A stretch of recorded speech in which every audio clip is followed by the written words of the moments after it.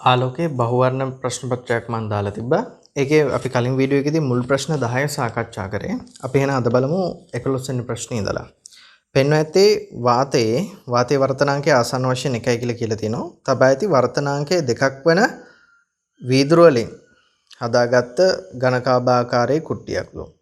වාතයේ සිට AB මුහුණතර පතිත වන ආලෝක කිරණයක් ඝනකාභය තුල AD මුහුණතේදී පූර්ණ අභ්‍යන්තර පරාවර්තනයට බඳුන් වන පරිදි තීට කෝණයට තිබිය හැකි උපරිමාගය තමයි අපෙන් අහන්නේ. හරි. මෙයාට තියෙන්න පුළුවන් උපරිමාගය. අපි හිතමු මෙතන කෝණය R කියලා. මෙතන කෝණය අපි හිතමු I කියලා. හරි. මේ තියෙන මේ පෘෂ්ඨ අඳින අභිලම්බය, මේ තියෙන මෙතනදී අඳින අභිලම්බය මේ ඝනකාභාකාරයේ හින්දා මේ මුහුණත් දෙක ලම්බකයිනේ. එහෙනම් මේ අභිලම්බ දෙකත් ඡේදනය වෙන්නේ ලම්බකවනේ. පූර්ණ අභ්‍යන්තර පරාවර්තනය වෙන්න නම් මේ I කියන එක අනිවාර්යෙන් අවදි කෝණයට වඩා වැඩි වෙන්න ඕන. හරිනේ. වීදුරු වල වර්තනාංකය මම N2 කියලා ගන්නම් 2යි වාතයේ වර්තනාංකය 1යි.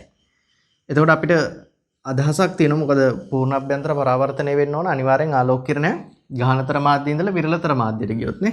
හරිනේ. මෙතනදී මේ ආලෝක කිරණය වීදුරු වල ඉඳලා වාතයට තමයි යන්නේ. ඒ කියන්නේ ගහනතර මාධ්‍යයෙන් ඉඳලා විරලතර මාධ්‍යයකට තමයි යන්නේ. එහෙනම් පූර්ණ අභ්‍යන්තර පරාවර්තනය වෙන්නේ මේ අනුරූප කෝණය අවදි කෝණය ඉක්මවන්නයි ඕන. හරිනේ. එහෙනම් අපි දන්නවා මේ පතන කෝණය වැඩි වෙද්දී අනිවාර්යෙන් වර්තන කෝණය වැඩි වෙනවා. ඒක දැන් කලින් ගණන් වලදී අහුණානේ. තීට වැඩි වෙන විට ආර්තොත් වැඩි වෙයි. හරිනේ. එතකොට මේ තියෙන්නේ ඍජු කෝණිච්ච කෝණයක් හින්දා මෙතන 90 නම් අපි දන්නවා මේ කෝණ දෙක එකතුවත් අනිවාර්යෙන් 90ක් වෙන්න ඕන නේ. ඒ කියන්නේ I ධන R අනිවාර්යෙන් 90ක් වෙන්න ඕන. මොකද අපි දන්නවා ත්‍රිකෝණයක අභ්‍යන්තර කෝණ වල එකතුව අනිවාර්යෙන් 180යි. මෙතන ලම්බකය කියන්නේ 90යි. ඒ කියන්නේ මේ කෝණ දෙක එකතුව අනිවාර්යෙන් 90ක් වෙන්න ඕන. එහෙනම් R වැඩි වෙනවා කියන්නේ මේ දෙන්නගේ එකතු 90ක් වෙන්න නම් I අනිවාර්යෙන් මොකක් වෙන්න ඕනද? අඩු වෙන්න ඕන. I අනිවාර්යෙන් අඩු වෙන්න ඕන. පැහැදිලිද? එහෙනම් අපි දන්නවා දැන් තීට උපරිම වෙනවා කියන්නේ I නම් අවම වෙනයි කියන එක. එහෙනම් මේ I ගේ අවමගය අනිවාර්යෙන් මොකක් වෙන්න ඕනද? අවදි කෝණයට වඩා නම් විශාලව සමාන වෙලා තියෙන්න ඕන. මෙතනට අනුරූප අවදි කෝණයට වඩා නම් විශාලව සමාන වෙලා තියෙන්න ඕන. පැහැදිලි අදහස? හරි. මෙහෙම ලියන්න. මේක මේ වචනේ ලියන්න හනේ. තීට හියගේ වැඩි වෙන විට අනුරූප වර්තන කෝණය ආර්ධ වැඩි වේ. අනුරූප වර්තන කෝණය ආර්ධ වැඩි වේ. අනුරූප වර්තන කෝණය ආර්ධ වැඩි වේ. ඊට පස්සේ මෙහෙම ලියන්න. I ධන R සමානයි 90ක් විය යුතු නිසා I ධන R සමානයි 90ක් විය යුතු නිසා අංශක 90ක් විය යුතු නිසා अंश 90ක් විය යුතු නිසා R වැඩි වෙන විටයි අඩු වේ. R වැඩි වෙන විටයි අඩු වේ. පැහැදිලි? මොකද මේ දෙනගේ එකතු 90ක් වෙන්න නම් R වැඩි වෙනකොටයි අඩු වෙන්න ඕන.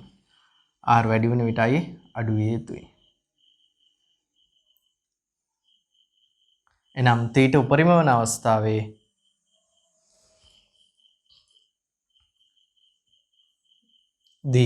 තීට උපරිම වන අවස්ථාවේදී අයිට අනුරූප අගය තීට උපරිම වන අවස්ථාවේදී අයිට අනුරූප අගය අනවරණත දැන් I mean කියලා. තීට උපරිම කියන්නේ අයිට ගන්න පුළුවන් අඩුම අගය වෙනවා කියන එකනේ. I mean අන් විශාලව සමානයි C විය යුතුයි. මොකද අපි දන්නවා පූර්ණ අභ්‍යන්තර පරාවර්තනයක් වෙන්න මේ අනුරූප I කෝණය අවදි කෝණයට වඩා වැඩි අගයක් වෙලා තියෙනවා. අපි අවදි කෝණය හොයාගමු ඉස්සෙල්ලා. අපිට අවදි කෝණය හොයන්න පුළුවන් මොකද්ද සම්බන්ධය මතකයිද? අපි දන්නවා sin C සමානයි 1/8 n. n කියන්නේ මොකද්ද? විරලතර මාධ්‍යයට සාපේක්ෂව ගහනතර මාධ්‍යයේ වර්තනය. ඉතින් විරලතර මාධ්‍යය කියන්නේ වාතයනේ. වාතයට සාපේක්ෂ වෙයි කියලා කියන්නේ අනිවාර්යෙන් නිරපේක්ෂ වර්තනාංකයටම සමානයි. හින්දා මෙතන වීදුරු වල වර්තනාංකය ආදේශ කරා නම් හරි නේද? විරලතර මාධ්‍යයට සාපේක්ෂව ගහනතර මාධ්‍ය වර්තනාංකය වාතයට සාපේක්ෂව කියලා කියන්නේ රික්තයට සාපේක්ෂව කියන එකම තමයි ආසන්නව සමානයි. ඒ හින්දා වාතයට සාපේක්ෂව වීදුරු වල වර්තනාංකය කියන්නේ අනුරූප වීදුරු වල නිරපේක්ෂ වර්තනාංකයම තමයි. ඒ කියන්නේ 1/8 n දෙක වෙනුවට 2 ආදේශ වෙන්නේ නේ. ඒ කියන්නේ sin c භාගයයි අපි දන්නවා sin අගයේ භාගයක් වෙන්නේ මොන කෝණයේදීද? අංශක 30 දී. එහෙනම් මේ අතුරු මුහුණත සඳහා මේ වීදුරු වාතයේ අතුරු මුහුණත සඳහා අනුරූප අවදි කෝණය කීයක් වෙනවද? අංශක 30ක් වෙනවා. අවදි කෝණය අංශක 30ක් වෙනවා. පැහැදිලි අදහස? හරි ඒක හොයලා පෙන්න. හරිද? ඔයකට අවශ්‍ය වෙලාව ගන්න වීඩියෝ එක නවත්තලා අවශ්‍ය වෙලාව ලබා ගන්න හන්නේ. හරි. එහෙනම් මට ලියන්න පුළුවන් දැන් I mean විශාලව සමානයි 30ක් වෙන්න ඕන. අවදි කෝණය 30යිනේ. පැහැදිලි? හරි. එහෙනම් අපි දන්නවා මේ I mean අවස්ථාවේදී අනුරූප ආරගයත් මට හොයන්න පුළුවන් මේ සම්බන්ධයෙන්. එහෙනම් මේ වෙලාවේදී R උපරිම වන අවස්ථාවක්. එහෙනම් මෙතනින් අපි උක්ත කළා දාමු I mean නගේ. I mean කියන්නේ මොකක් වෙන්න ඕනද? 90 ඍණ R max R උපරිම වන අවස්ථාව. විශාලව සමානයි අංශක 30යි. පැහැදිලි අදහස? මොකද අපි දන්නවා t උපරිම වෙනලාදී R උපරිම වෙනවා. R උපරිම වෙනලා තමයි I ආවමුනේ. එහෙනම් I mean ගියාගේ මට ලියන්න පුළුවන් 90 ඍණ R කියලා. R ට ගන්න පුළුවන් උපරිමගේ. මේ අවස්ථාවේදී ගන්න පුළුවන් උපරිමගේ. පැහැදිලි? එහෙනම් මෙතනින් අපිට සම්බන්ධයක් ගන්න පුළුවන්. මේ ඍණ R max මම මෙහාට ගෙනනම් R max කුඩා හෝ සමානයි මේ අංශක 30 මෙහාට එනවා. 90න් 30ක් අඩු වුණාම 60යි. එහෙනම් R max අනිවාර්යෙන් 60ට වඩා අඩු වෙන්න ඕන. R max අනිවාර්යෙන් 60ට වඩා අඩු වෙන්න ඕන. පැහැදිලි අදහස? හරි. එහෙනම් අපිට පුළුවන් දැන් අනුරූප තීටට ගන්න පුළුවන් උපරිමගේනේ හොයාගන්න ඕන. තීටට ගන්න පුළුවන් උපරිමගේ අපිට හොයාගන්න ඕන. එහෙනම් තීටට ගන්න පුළුවන් උපරිමගේ හොයන්න පුළුවන් මට මේ අවස්ථාවට ස්නෙල් නියම දාලා මේ R ගයාගේ අනිවාර්යෙන් අංශක 60ට වඩා අඩු වෙන්නනේ ඕන. එහෙනම් R ට ගන්න පුළුවන් උපරිමගේ කීයද? අංශක 60යි. එහෙනම් R 60ක් වෙන අවස්ථාවට අනුරූප පතන කෝණයේ තීට හොයාගත්තා නම් හරි. පැහැදිලි අදහස? හරි. මේ ගන්න හදාගන්න ඉස්සෙල්ලා. මේ ටික හදාගන්න. දැන් බලමු. මෙතන අපි දන්නවා R කියන එක න අංශක 60ට වඩා කුඩා හෝ සමානයි නේ විය යුත්තේ. අපි මේ දෙපැත්තෙම sin එක ගමු. ඒ කියන්නේ sin 60 කුඩා හෝ සමානයි sin R. මේ අසමානතාවයක sin ගත්තොත් අසමානතාවයේ ලකුණු වෙනස් වෙන්නේ නැහැ. ඇයි අපි දන්නවා sin බිඳුව බිඳුවයි sin 91යි. ඒ කියන්නේ කෝණය වැඩි වෙද්දී sin අගයත් වැඩි වෙනවා. ඒ කියන්නේ මෙතෙන්දී R කියන එක න 60ට වඩා අඩුයි නම් sin 60ට වඩා sin R අඩු වෙනවා. ඉතින් අසමානතාවයේ ලකුණු වෙනස් වෙන්නේ නෑ sin අගයක් ගත්ත කියලා. හරි. sin 60 කියන්නේ කීයද? sin 60 කියන්නේ මූල 3 බෙදීම 2යි. ඔකට ලියාගෙන මම මෙතන මකලා sin අගය ලියා ගන්න. හරිනේ. sin 60 වෙනකොට මූල 3 බෙදීම 2 ආදේශ කරන්න. හදාගන්නේ. හරිද? එහෙනම් sin 60 වෙනකොට මම මූල 3 බෙදීම 2 ආදේශ කරනවා. හරි. දැන් මට පුළුවන් මෙතන ස්නෙල් නියමය දාන්න. මොකද අපි දන්නවා දැන් sin R ගාගේ අනිවාර්යෙන් මූල 3 බෙදීම 2කට වඩා අඩු වෙන්න ඕන. ඒ කියන්නේ sin R ට ගන්න පුළුවන් උපරිමගේ මූල 3 බෙදීම 2යි. එහෙනම් θ ට ගන්න පුළුවන් උපරිමගේ හොයන්න ඕන. මම ස්නෙල් නියමය දාන්නම්. කියන්නේ n sin θ නියතයක් කරන්න. මතකයිද? n sin θ ගුණිතය නියතයි. ස්නෙල් නියමේ දීර්ඝාකාරයි. එහෙනම් වාතයේදී වර්තනාංක 1යි. අභිලම්බයත් එක්ක සාධන කෝණයේ sin අගය කියන්නේ sin θ. වීදුරු තුලදී වර්තනාංකය 2යි වීදුරු වල අනුරූප sin අගය අභිලම්බයත් එක්ක සාධන කෝණයේ sin අගය වෙන්නේ sin R නේ. sin R. හරි. දැන් මේක සුළු කරගන්න බලන්න. sin R වෙනුවට අසමානතාවය ආදේශ කරලා සුළු කරගන්න බලන්න.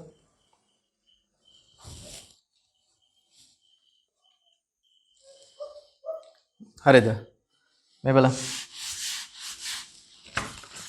එහෙනම් මෙතන මම sin R උක්ත කරගන්නම්. මොකද මෙතන sin R නේ තියෙන්නේ. sin R සමානයි sin θ බෙදීම 2යි. sin R සමානයි sin θ බෙදීම 2යි. හරි? එහෙනම් මට පුළුවන් sin R වෙනුවට sin θ බෙදීම 2 ආදේශ කරන්න. මූල 3 බෙදීම 2 කුඩා හෝ සමානයි sin R වෙනුවට මට ආදේශ කරන්න පුළුවන් sin θ බෙදීම 2. බෙදීම 2 කැපිලා යනවා. එහෙනම් මෙතන අදහස මොකද්ද? sin θ කුඩා හෝ සමාන වෙන්න ඕන මූල 3ට. sin θ කුඩා හෝ සමාන වෙන්න ඕන මූල 3ට. එහෙනම් අපිට ලැබුණේ sin θ කුඩා හෝ සමානයි මූල 3යි. අපි දන්නවා sin θ ට ගන්න පුළුවන් උපරිමගේත් අනිවාර්යෙන් 1යි. එහෙනම් මූල 3ට වඩා අඩුයි කියන්නේ sin θ ට එක අවස්ථාව ගන්නත් පුළුවන්. ඒ කියන්නේ θ සමාන අංශක 90 වෙන්න පුළුවන්. ඒ කියන්නේ ආලෝක කිරණයක් AD පෘෂ්ඨයෙන් පූර්ණ අභ්‍යන්තර පරාවර්තනය වෙන පරිදි θ ට ගන්න පුළුවන් උපරිමගේ අංශක 90යි. මොකද අපි දන්නවා sin 90 1යි. ඒ කියන්නේ අනිවාර්යෙන් මූල 3ට වඩා අඩු වගේක්. ඒ කියන්නේ θ සමාන 90 කියන අවස්ථාව මේ අසමානතාවයට ගැලපෙනවා. පැහැදිලි? හරි. මේ ටික හදාගන්න ඊට පස්සේ අපි වාක්‍යයක් ලියමු. හරිද? අන්න මේ විදියට වාක්‍යය. θ සමානයි අංශක 90 විට θ සමානයි අංශක 90 විට sin 90 සමාන එකක් වන නිසා sin 90 සමානයි අංශක 1 sin අංශක 90 සමානයි එකක් වන නිසා θ සමානයි අංශක 90ටද තීට සමාන අංශක 90ට ඉහත අසමානතාවයේ ගැලපේ. ඉහත අසමානතාවයේ ගැලපේ. එනම් තීටට ගත හැකි උපරිම අගය අංශක 90ක් වේ. තීට සඳහා ගත හැකි උපරිම අගය අංශක 90ක් වේ. පැහැදිලි? බලමු ඊට පස්සේ 12 වෙනි ප්‍රශ්නය. මේ 12 වෙනි ප්‍රශ්නයෙන් අහලා තියෙන්නේ ඉහත ගැටලුවේම අහන්න පුළුවන් අනෙක් ආකාරය. ඉහත 11 ගැටලුවේ පරිදි AB මුහුණතට ඕනෑම පතන කෝණයකින් පතන වෙන ආලෝක කිරණයක් ඝනකාභය තුල AD මුහුණතේදී පූර්ණ අභ්‍යන්තර පරාවර්තනය වීම සඳහා වීදුරු කුට්ටියේ වර්තනාංකය වන n වීදුරු සඳහා තිබිය හැකි අවමගයක් අහන්නේ. මේ බලන්න. අපි ඉස්සෙල්ලා සලකමු මේ යම්කිසි සාධාරණ අයිකෝනයක් කියලා ගමු. අයිකෝනයකින් පතනය වෙන ආලෝක කිරණයක් සලකමු. එහෙම වුණොත් එයා වර්තනය වෙලා මෙතන වර්තන කෝණය r කියලා ගමු. මෙතනදී පූර්ණ අභ්‍යන්තර පරාවර්තනය වෙන්න ඕන. මම මේක θ කියලා ගන්නවා. කලින් ලියපු සංකේතات එක්ක පටලවා ගන්න එපා හනේ. පතන කෝණය හින්දා මම මේකට i කියලා දුන්නා. මෙතන වර්තන කෝණය r කියලා දුන්නා. මෙතන θ. මේ අභිලම්බ දෙක ඡේදනය වෙන්නේ අංශක 90ෙන්. පැහැදිලි අදහස? එහෙනම් මම මෙතන θ විචලනය කරනකොට වෙන්නේ r විචලනය වෙන එක. r විචලනය වුණොත් θ විචලනය වෙනවා. i විචලනය කරොත් r විචලනය වෙනවා. r විචලනය කරොත් θ විචලනය වෙනවා. අපි දන්නවා මේ ඍජුකෝණීය ත්‍රිකෝණයේ r ධන θ ගගේ අංශක 90ක් වෙන්න ඕන. හරිනේ? r ධන θ යගේ අපි දන්නවා අංශක 90ක් වෙන්න ඕන. මොකද ත්‍රිකෝණයේ අභ්‍යන්තර කෝණවල එකතු 180ක් වෙන්න ඕන හින්දා මෙතන 90 නම් r ධන θ යගේ අනිවාර්යෙන් අංශක 90ක් වෙන්න ඕන. අපි මෙහෙම හිතමු. පූර්ණ අභ්‍යන්තර පරාවර්තනයක් වෙන්න නම් විය යුතු දේ මොකද්ද? ගහනතර මාධ්‍යය ඉඳලා විරලතර මාධ්‍යයට යන්න ඕන. ඒක හරි. මේ කෝණය θ කෝණය අනිවාර්යෙන් අවදි කෝණයට වඩා වැඩි වෙන්න ඕන. එහෙනම් මෙතන තර්කෙ මොකද? අපි කලින් මුලදී අභ්‍යාස ටිකක් හැදුවා. කලින් ඒ වගේ ගණන් වලදීත් අහුණා. මෙතනදී අදහස මොකද්ද? මෙතෙන්දී අපිට කියන්නේ ඕනෑම ආලෝක කිරණයක් මේ AD පෘෂ්ඨයේදී පූර්ණ අභ්‍යන්තර පරාවර්තනය වෙන්න ඕන කියලානේ. එහෙනම් මෙතන තර්කෙ මේකයි. θ ගගේ අවදි කෝණයට වඩා වැඩි වෙන්න ඕන නම් ඔක අපිට හැම θ කෝණයක්ම අරගෙන අවදි කෝණයට වඩා වැඩිද කියලා බලන්න බෑනේ. එහෙනම් ලේසිම වැඩේ මොකද්ද? θට ගන්න පුළුවන් අවමගය. θට එන්න පුළුවන් අවමගයත් අවදි කෝණයට වඩා වැඩි නම් අනිත් හැම කෝණයක්ම මොකද වෙන්නේ? අවදි කෝණයට වඩා වැඩි වෙනෝනේ. යම් රාශියකට ගන්න පුළුවන් අවමගය යම් සංඛ්‍යාවකට වඩා වැඩි නම් අනිත් ඕන මගයක් එම රාශිය ඕන මගයක් ඒ අවම සංඛ්‍යාවට වඩා මොකද වෙන්නේ? වැඩි. උදාහරණයක් මෙතන θ යගේ 43 42 41 40 වෙනවා. අපි දමු C අවදි කෝණය 39යි. එහෙනම් මේ θට ගන්න පුළුවන් අවමගය මේ θ යගේ හන්නේ θට ගන්න පුළුවන් අවමගය 40යි. අවමගයත් අංශක 39ට වඩා වැඩි. අවමගයත් C ට වඩා වැඩි නම් අනිත් හැම එකක්ම මොකද වෙන්නේ? C ට වඩා වැඩි. පැහැදිලි? ඉතින් තර්කය මේකයි. අපිට හැම කෝණයක්ම අරගෙන අවදි කෝණයට වඩා වැඩිද කියලා බලන්න බෑ. ඒකින්ද අපි කරන්නේ මොකද්ද? θ සඳහා අවමගය බැලුවොත් θගේ අවමගයත් අවදි කෝණයට වඩා වැඩි වෙලා තියෙනවා. සමාන හෝ වැඩි වෙලා තියෙන ඕන එක තමයි තර්කය. පැහැදිලි අදහස? එහෙනම් θගේ අවමගය බලමු අපි. θ අවම වෙන්නේ r උපරිම වෙන වෙලාවදී. θ අවම වෙන්නේ r උපරිම වෙන වෙලාවදී. අපි දන්නවා පතනය වෙන කෝණය වැඩි වෙද්දි තමයි වර්තනය වෙන කෝණෙත් වැඩි වෙන්නේ. එහෙනම් r වැඩි වෙන්නේ i උපරිම වෙන අවස්ථාවේදී. පැහැදිලි අදහස? එහෙනම් i උපරිම වෙනකොට තමයි r උපරිම වෙන්නේ. r උපරිම වෙද්දි තමයි θ අවම වෙන්නේ. මේ θගේ අවමගයත් අනිවාර්යෙන් මොකක් වෙන්න ඕනද? අවදි කෝණයට වඩා විශාල වෙන්න ඕන. එහෙනම් දැන් අදහසක් තේරෙනවා. θගේ අවමගය ලැබෙන්නේ පතන කෝණය උපරිම වෙද්දී. එහෙනම් පතන කෝණය උපරිම වෙනවා කියන්නේ අංශක 90ක් වෙන අවස්ථාව. එහෙනම් ඒ වෙලාවේ තමයි θ අවම වෙන්නේ. එහෙනම් මේ θ අවම කෝණයත් මොකක් වෙන්න ඕනද? අවදි කෝණයට වඩා විශාලව සමාන වෙනවා. පැහැදිලි අදහස? හරි. රූප සටහන ඇඳලා මේ අවස්ථාව ඉස්සලා අඳින්න එක සැරයක්. ඇඳලා මෙහෙම ලියමු අපි. මේ සටහන ඇඳගන්න ඉස්සලා කිරණ සටහන. හරිද? අන්න දැන් තර්ක ලියමු. මෙහෙම ලියන්න. AD පෘෂ්ඨයේදී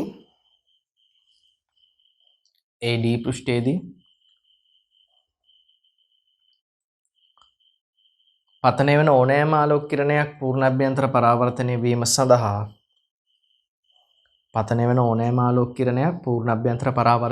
සඳහා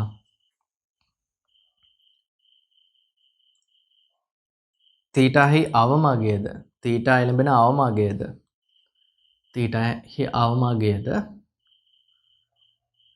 අවදි කෝණයට වඩා විශාල විය යුතුය.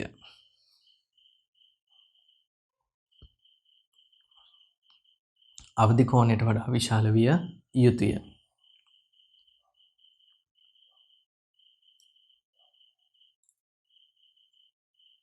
පැහැදිලි? අවදි කෝණයට වඩා විශාල විය යුතුය. හරි. අන්න දැන් ලියන්න. r ධන θ සමාන අංශක 90ක් වන නිසා r ධන θ සමාන අංශක 90ක් වන නිසා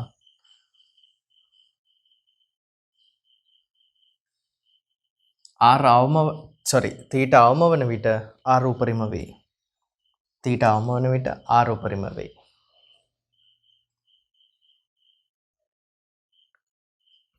අන්න ඊට පස්සේ ලියන්න. r උපරිම වන විට අනුරූප පතන කෝණය i ද උපරිම වේ. අනුරූප පතන කෝණය i ද උපරිම වේ. එම නිසා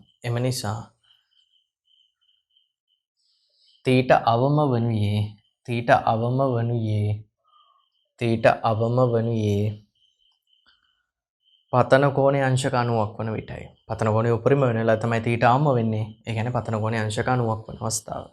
එහෙනම් θ අවම වනුයේ පතන කෝණයේ අංශක 90ක් වන විටයි. පැහැදිලි අදහස? එහෙනම් මේ අවස්ථාවට අනුරූප කිරණ සටහනක් අඳින්න. මේ පතන කෝණය 90ක් වෙනවා කියන්නේ අතුරු මුහුණ තොස්සේ එන අවස්ථාවනේ. දැන් θ අවම වෙලා තියෙන්නේ. මේ θ මේ. පැහැදිලි අදහස? එහෙනම් මොකක්ද අදහස් වෙන්න ඕන? θ මින්තු අනිවාර්යෙන් මොකක් වෙලා තියෙන්න ඕනද? අවදි කෝණයට වඩා විශාලව සමාන වෙලා තියෙන්නේ. එහෙම වුණොත් තමයි පූර්ණ අභ්‍යන්තර පරාවර්තනයක් වෙන්නේ. පැහැදිලි අදහස? මෙතන තියෙනෙත් වීදුරු වාතය. මේ අතුරු මුහුණතයි මේ අතුරු මුහුණතයි මොකද වෙන්නේ? සමානයි. එහෙනම් මේ අතුරු මුහුණ සඳහා අවදි කෝණය c නම් මෙතනට අනුරූප අවදි කෝණයත් c, මෙතනට අනුරූප අවදි කෝණයත් c. අවදි කෝණය කියලා කියන්නේ අවදි කෝණයෙන් පතනය වුණොත් වෙන්නේ අංශක 90ෙන් නිර්ගත වෙන එකනේ. ඒ කියන්නේ අතුරු මුහුණ තොස්සේ නිර්ගත වෙන එකනේ. එහෙනම් මේ අදහස මෙහෙම හිතා. ආලෝක කිරණේ මෙහාට ආවොත් අවදි කෝණයෙන් ආවොත් අංශක 90ෙන් යන්නේ. එහෙනම් 90ෙන් ආවොත් අවදි කෝණයෙන් ගිහිල්ලා තියෙන්නත් ඕන. පැහැදිලි අදහස? මෙන්න අවදි කෝණයෙන් පතනය වුණාම වෙන්නේ අතුරු මුහුණ තොස්සේ යන එක. ආලෝකයේ ප්‍රතිවර්තතා මූලධර්මය අනුව අපි දන්නවා අංශක 90ෙන් ආවොත්, ඒ කියන්නේ අතුරු මුහුණෙන් ආවොත් අවදි කෝණයෙන් තමයි වර්තනය වීම සිද්ධ වෙන්නේ. එහෙනම් අංශක 90ෙන් ආවොත් මේ ආර්ගයාගේ දැන් මොකක් වෙලා තියෙන්න ඕනද? අවදි කෝණයට සමාන වෙලා තියෙන්න ඕන. පැහැදිලි? එහෙනම් මෙතන සීතුයි මෙතන සීතුයි එකම අගයක්ද? ඔව්. ඇයි හැම වෙන්නේ? මෙතනත් වීදුරු විවාතයේ අතුරු මුහුණත, මෙතනත් වීදුරු විවාතයේ අතුරු මුහුණත. එකම අතුරු මුහුණතක් සඳහා අවදි කෝණය මොකක්ද වෙන්නේ? එකම අගයක්. එහෙනම් මෙතන අවදි කෝණයත් c, මෙතනට අනුරූප අවදි කෝණයත් c. පැහැදිලි අදහස? හරි. දැන් අපි මේ ටික මේ කිරණ සටහනත් නැදග අවශ්‍ය වෙදග මේක ලියලා මේ කිරණ සටහන සම්පූර්ණ කරගන්න.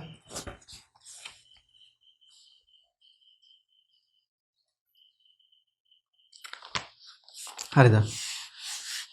අන්න දැන් අපි කරමු මේකේ θ යවමගේ හොයාගෙන මේකට ආදේශ කිරීම. මේ බලන්න. එහෙනම් දැන් අපි දන්නවා r ගය c වෙලා තියෙන්නේ. එහෙනම් θ මින්ට අගයක් ආදේශ කරගන්න පුළුවන්. මොකද අපි දන්නවා මේ r ධන θ අංශක 90ක් වෙන්න ඕනනේ. එහෙනම් r ධන θ සමාන අංශක 90ක් නිසා θ මින් සමානයි කීය දෙන්නේ?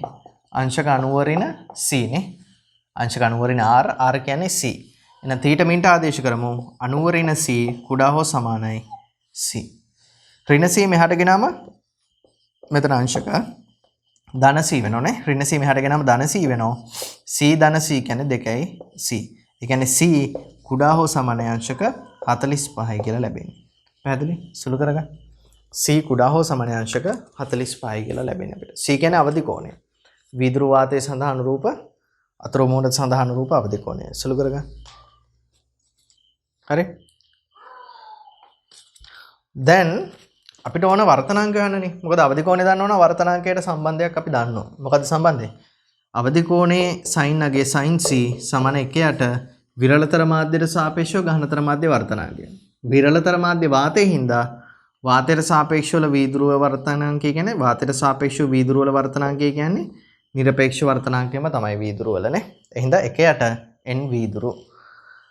දැන් මොකද කරන්නේ? දැන් මෙතන sin අගයක් හදාගමු. මොකද කරන්නේ? සමීකරණයේ අසමානතාවයේ දෙපසම අපි sin අගය අරගමුනේ. මොකද අපි දන්නවා දැන් sin අගය ගත්ත කියලා අසමානතාවයේ ලකුණු වෙනස් වෙන්නේ නැහැ. එහෙනම් මෙතෙන්දී අපිට ගන්න පුළුවන් sin c කුඩා හෝ සමානයි sin 45 කියන්නේ එක යට මූල 2යි. පැහැදිලි? sin c කියන්නේ එක යට n වීදුරු කුඩා හෝ සමානයි එක යට මූල 2යි. සුළු කරගන්න. දැන් අපි දන්නවා මේක උන හරස් ගුණිත කරන්නත් පුළුවන්. එහෙම නැත්නම් පරස්පරය ගන්න. පරස්පරය ගණනදී අනිවාර්යෙන් අසමානතාවල ලකුණ මොකද වෙන්නේ? මාරු වෙනවා. ඒක පැහැදිලි වෙන්න ඕන මේ.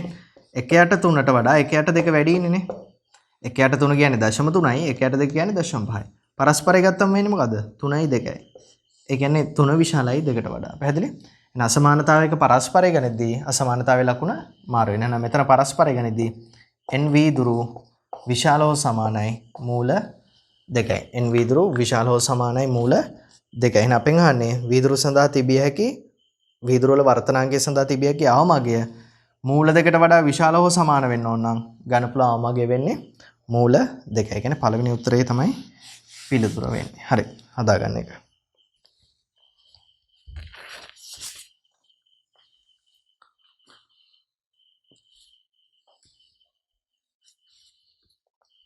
අපි ඊට පස්සේ බලමු 13 වෙනි ගැටලුව. හොඳ ගැටලුවක්. රූපේ පෙන්වා ඇති පරිදි වර්තනාංකයේ 5 බෙදීම 3ක් හා 3 බෙදීම 2ක් වන 1 හා 2 සමාන්තර පැති සහිත මාධ්‍ය දෙකක් කරහා ආලෝක කිරණ දෙකක් ඕලක්ෂයේදී එකතු වන පරිදි පතිත කරයි. එම ආලෝක කිරණ සත්‍ය වශයෙන් එකතු වනුයේ PQ පෘෂ්ඨයේ සිට කොපමණ දුරකින්ද? මේ පතන වෙන කිරණ දෙක ඡේදන ස්ථානයේ වස්තුව තියෙන්නේ අපි දන්නෝනේ. යම් ප්‍රකාශ ක්‍රියාවලියකට කලින් පතන වෙන ආලෝක කිරණ දෙක ඡේදන ස්ථානයේ තමයි වස්තුව තියෙන්නේ. වර්තනය වෙලා කියන්නේ මේ අදාළ ක්‍රියාවලියෙන් පස්සේ නිර්ගත වෙන කිරණ දෙක වර්තනයෙන් පස්සේ නිර්ගත වෙන කිරණ දෙක ඡේදන වෙන ස්ථානයේ තමයි ප්‍රතිබිම්බය ඇති වෙන්නේ. එහෙනම් ඇත්තටම මේක ඡේදනය වෙන්නේ ඕලක්ෂය වෙන්න ඕනෙම නෑනේ. මෙතනදී වර්තනය වෙලා වෙනස් ලක්ෂයකදී ඡේදනය වෙන්න පුළුවන්. කොහොමද අපිට 4 කියන උත්තරේ දීලා තියෙනවා. ඊට අඩු ඒවාක් දීලා තියෙනවා වැඩි ඒවාක් දීලා තියෙනවා. එහෙනම් මීට වඩා මෙහෙන් ඡේදනය වෙන්නත් පුළුවන් කියලා ගන්න පුළුවන් වැඩි වෙනවා කියලා ගන්නත් පුළුවන් නේ. දෙකම දීලා තියෙනවා. මොකද්ද මේකට තර්කේ? මේකට තර්කේ මේ ගාන හදන ලේසිම වැඩේ තමයි ආලෝකයේ ප්‍රතිවර්තතා මූලධර්මය. මේ පතනය කරන කිරණ දෙක ඡේදනය වෙන්නේ මේ ස්ථානයේනේ. අපි මෙහෙම හිතමු. මේ කිරණ දැන් මේ විදිහට වර්තනය වෙලා යනවා. හන්නේ මේ වර්තනය වෙලා යනවා. අපි හරියටම දන්නේ මේ මම නිකන් කිරණ සටහනක් හදනවා. හන්නේ මේ මං හිතනවා මෙහෙම මේකෝ මේ මම නිවැරදිව නෙමෙයි කිරණ සටහන ඇන්දේ මං හිතනවා මේ ඡේදනය වෙන්නේ මෙතන හරිනේ ඔන්න වගේ තැනක ඡේදනය වෙන්නේ මම නිවැරදිව මේ වර්තන වෙන ආකාරය ඇන්දේ නෑ අදහසක් ගන්න ඇන්දේ හරිනේ මං දන්නේ ඇත්තටම ඕගෙන් එහා ලක්ෂයේද ඡේදනය වෙන්නේ මෙහා ලක්ෂයේද කියලා ඒක ප්‍රශ්නයක් නෑ කොහොම කිරණ සටහන ඇන්දත් උත්තරය අපිට ලැබෙනවා පැහැදිලි දැන් මේ කිරණ දෙක ඇත්තටම ඡේදනය වෙන්නේ මෙතන මේ ආරම්භයේදී පතන කිරණ දෙක ඡේදනය වෙනවා වගේ පේන්නේ මෙතන ඇත්තටම නිර්ගත වන කිරණ දෙක ඡේදනය වෙන්නේ මේ ලක්ෂයේදී. එහෙනම් මෙතන තමයි ප්‍රතිබිම්බය හැදෙන්නේ. පැහැදිලි අදහස? ආලෝකයේ ප්‍රතිවර්තා මූලධර්මය කියන්නේ මොකක්ද? මතකයිද?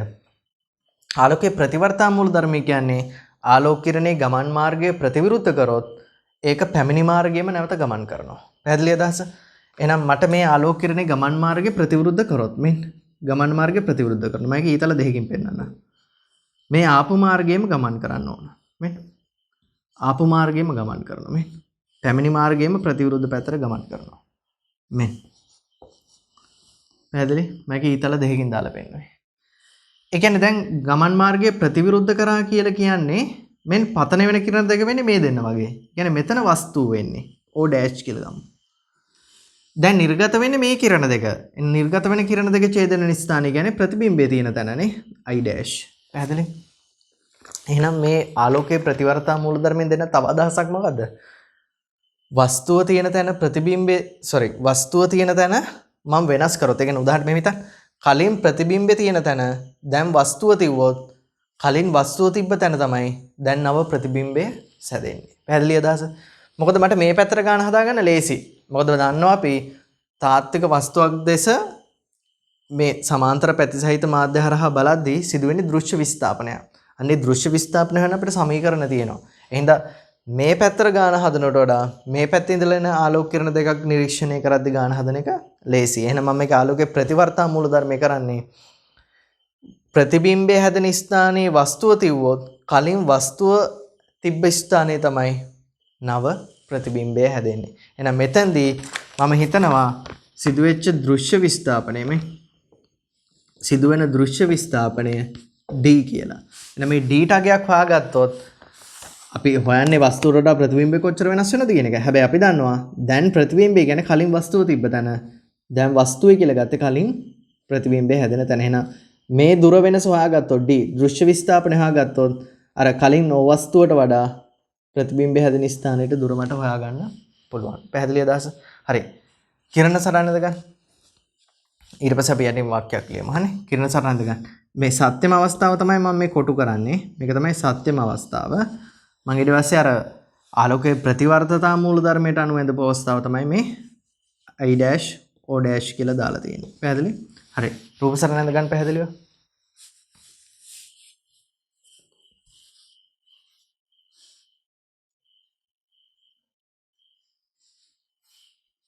හරිද? හරි. මෙහෙම ලියන්න. ආලෝකයේ ප්‍රතිවර්තතා මූලධර්මය අනුව ආලෝකයේ ප්‍රතිවර්තතා මූලධර්මය අනුව ආලෝකයේ ප්‍රතිවර්තතා මූලධර්මය අනුව ආලෝක කිරණයේ ගමන් මාර්ගය ප්‍රතිවිරුද්ධ කළහොත් ආලෝක කිරණයක ගමන් මාර්ගය ප්‍රතිවිරුද්ධ කළහොත් ගමන් මාර්ගය ප්‍රතිවිරුද්ධ කළහොත් එය පැමිණි මාර්ගයේම විරුද්ධ දිශාවට ගමන් කරනු ලැබේ. පැමිණි මාර්ගයේම විරුද්ධ දිශාවට ගමන් කරනු ලැබේ.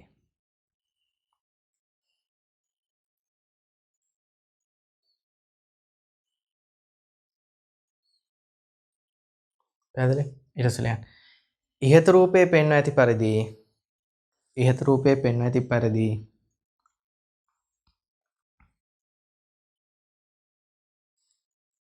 O මගින් නැතිවන ප්‍රතිබිම්බය I O මගින් නැතිවන ප්‍රතිබිම්බය I වේ නම් O මගින් නැතිවන ප්‍රතිබිම්බය I වේ නම් එම ප්‍රතිබිම්බය සෑදෙන ස්ථානයේ වස්තුව තැබුවහොත් වරණද ලියන O dash වස්තුව තැබුවහොත් O dash මුලින් වස්තුව තිබුණු ස්ථානයේ නව ප්‍රතිබිම්බය I dash සෑදේ.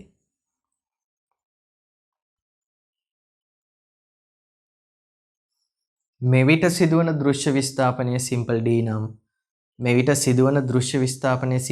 නම් අන්න දැන් අපිට D ටගයක් හොයන්න පුළුවන්. පැහැදිලි අදහස? එහෙනම් දැන් තේරෙන්න ඕන ආලෝකයේ ප්‍රතිවර්තතා මූලධර්මය අනුව ප්‍රතිබිම්බය හැදිච්ච තැන වස්තුව තිබ්බොත් කලින් වස්තුව තිබ්බ තැන තමයි නව ප්‍රතිබිම්බය හැදෙන්නේ. පැහැදිලි අදහස?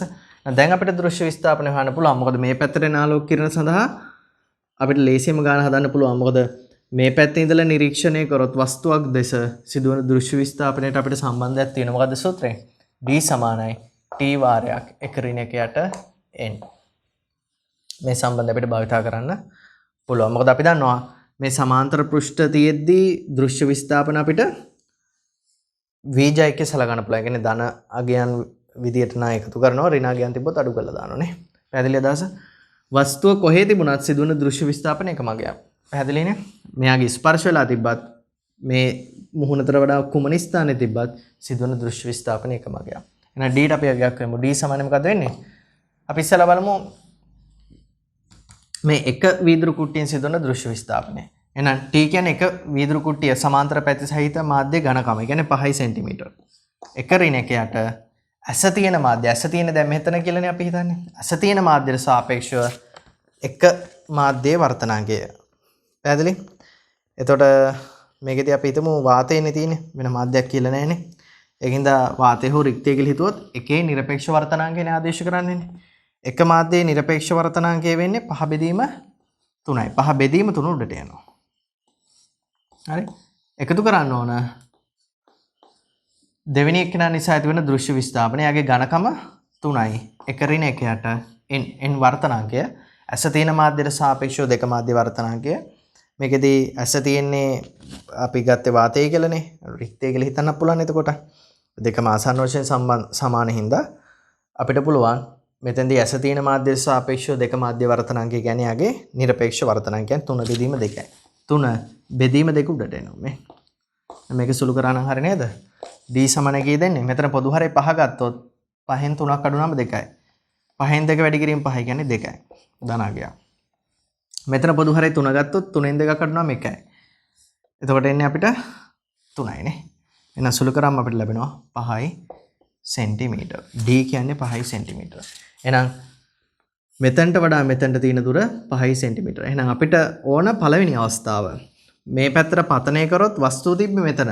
එහෙනම් ඇත්තටම ඡේදනය වෙලා තියෙන්නේ කොච්චර දුරකින්ද? ඊට වඩා 5 සෙන්ටිමීටර ඈතින්. ඇයි? මේ දෘශ්‍ය විස්ථාපනයේ ධනය කියන එකේ තේරුම මොකද්ද? ඇස දෙසට සිද්ධ වෙනවා. කියන එකනේ මං ඡේදනය වෙන පැත්ත මෙහෙන් ඇඳපු එක හරිනේ. පැහැදිලිද අදහස?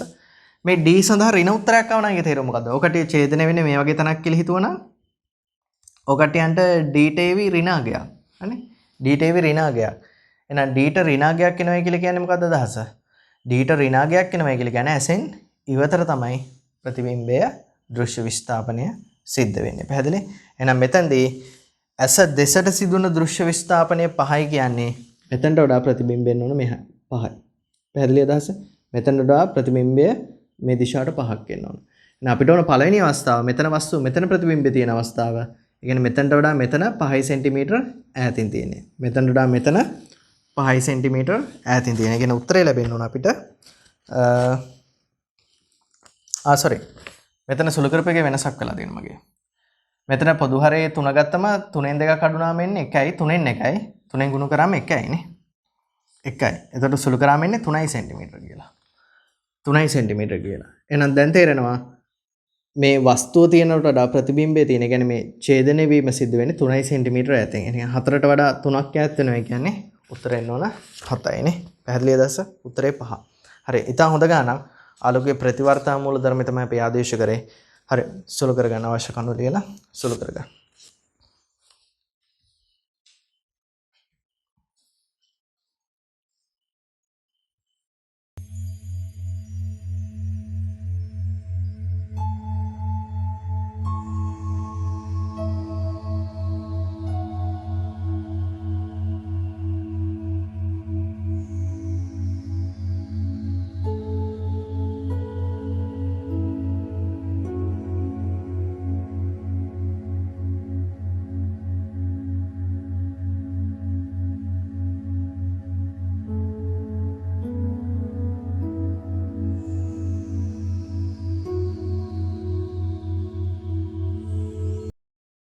ඊට පස්සේ බලමු 14 වෙනි ගැටලුව.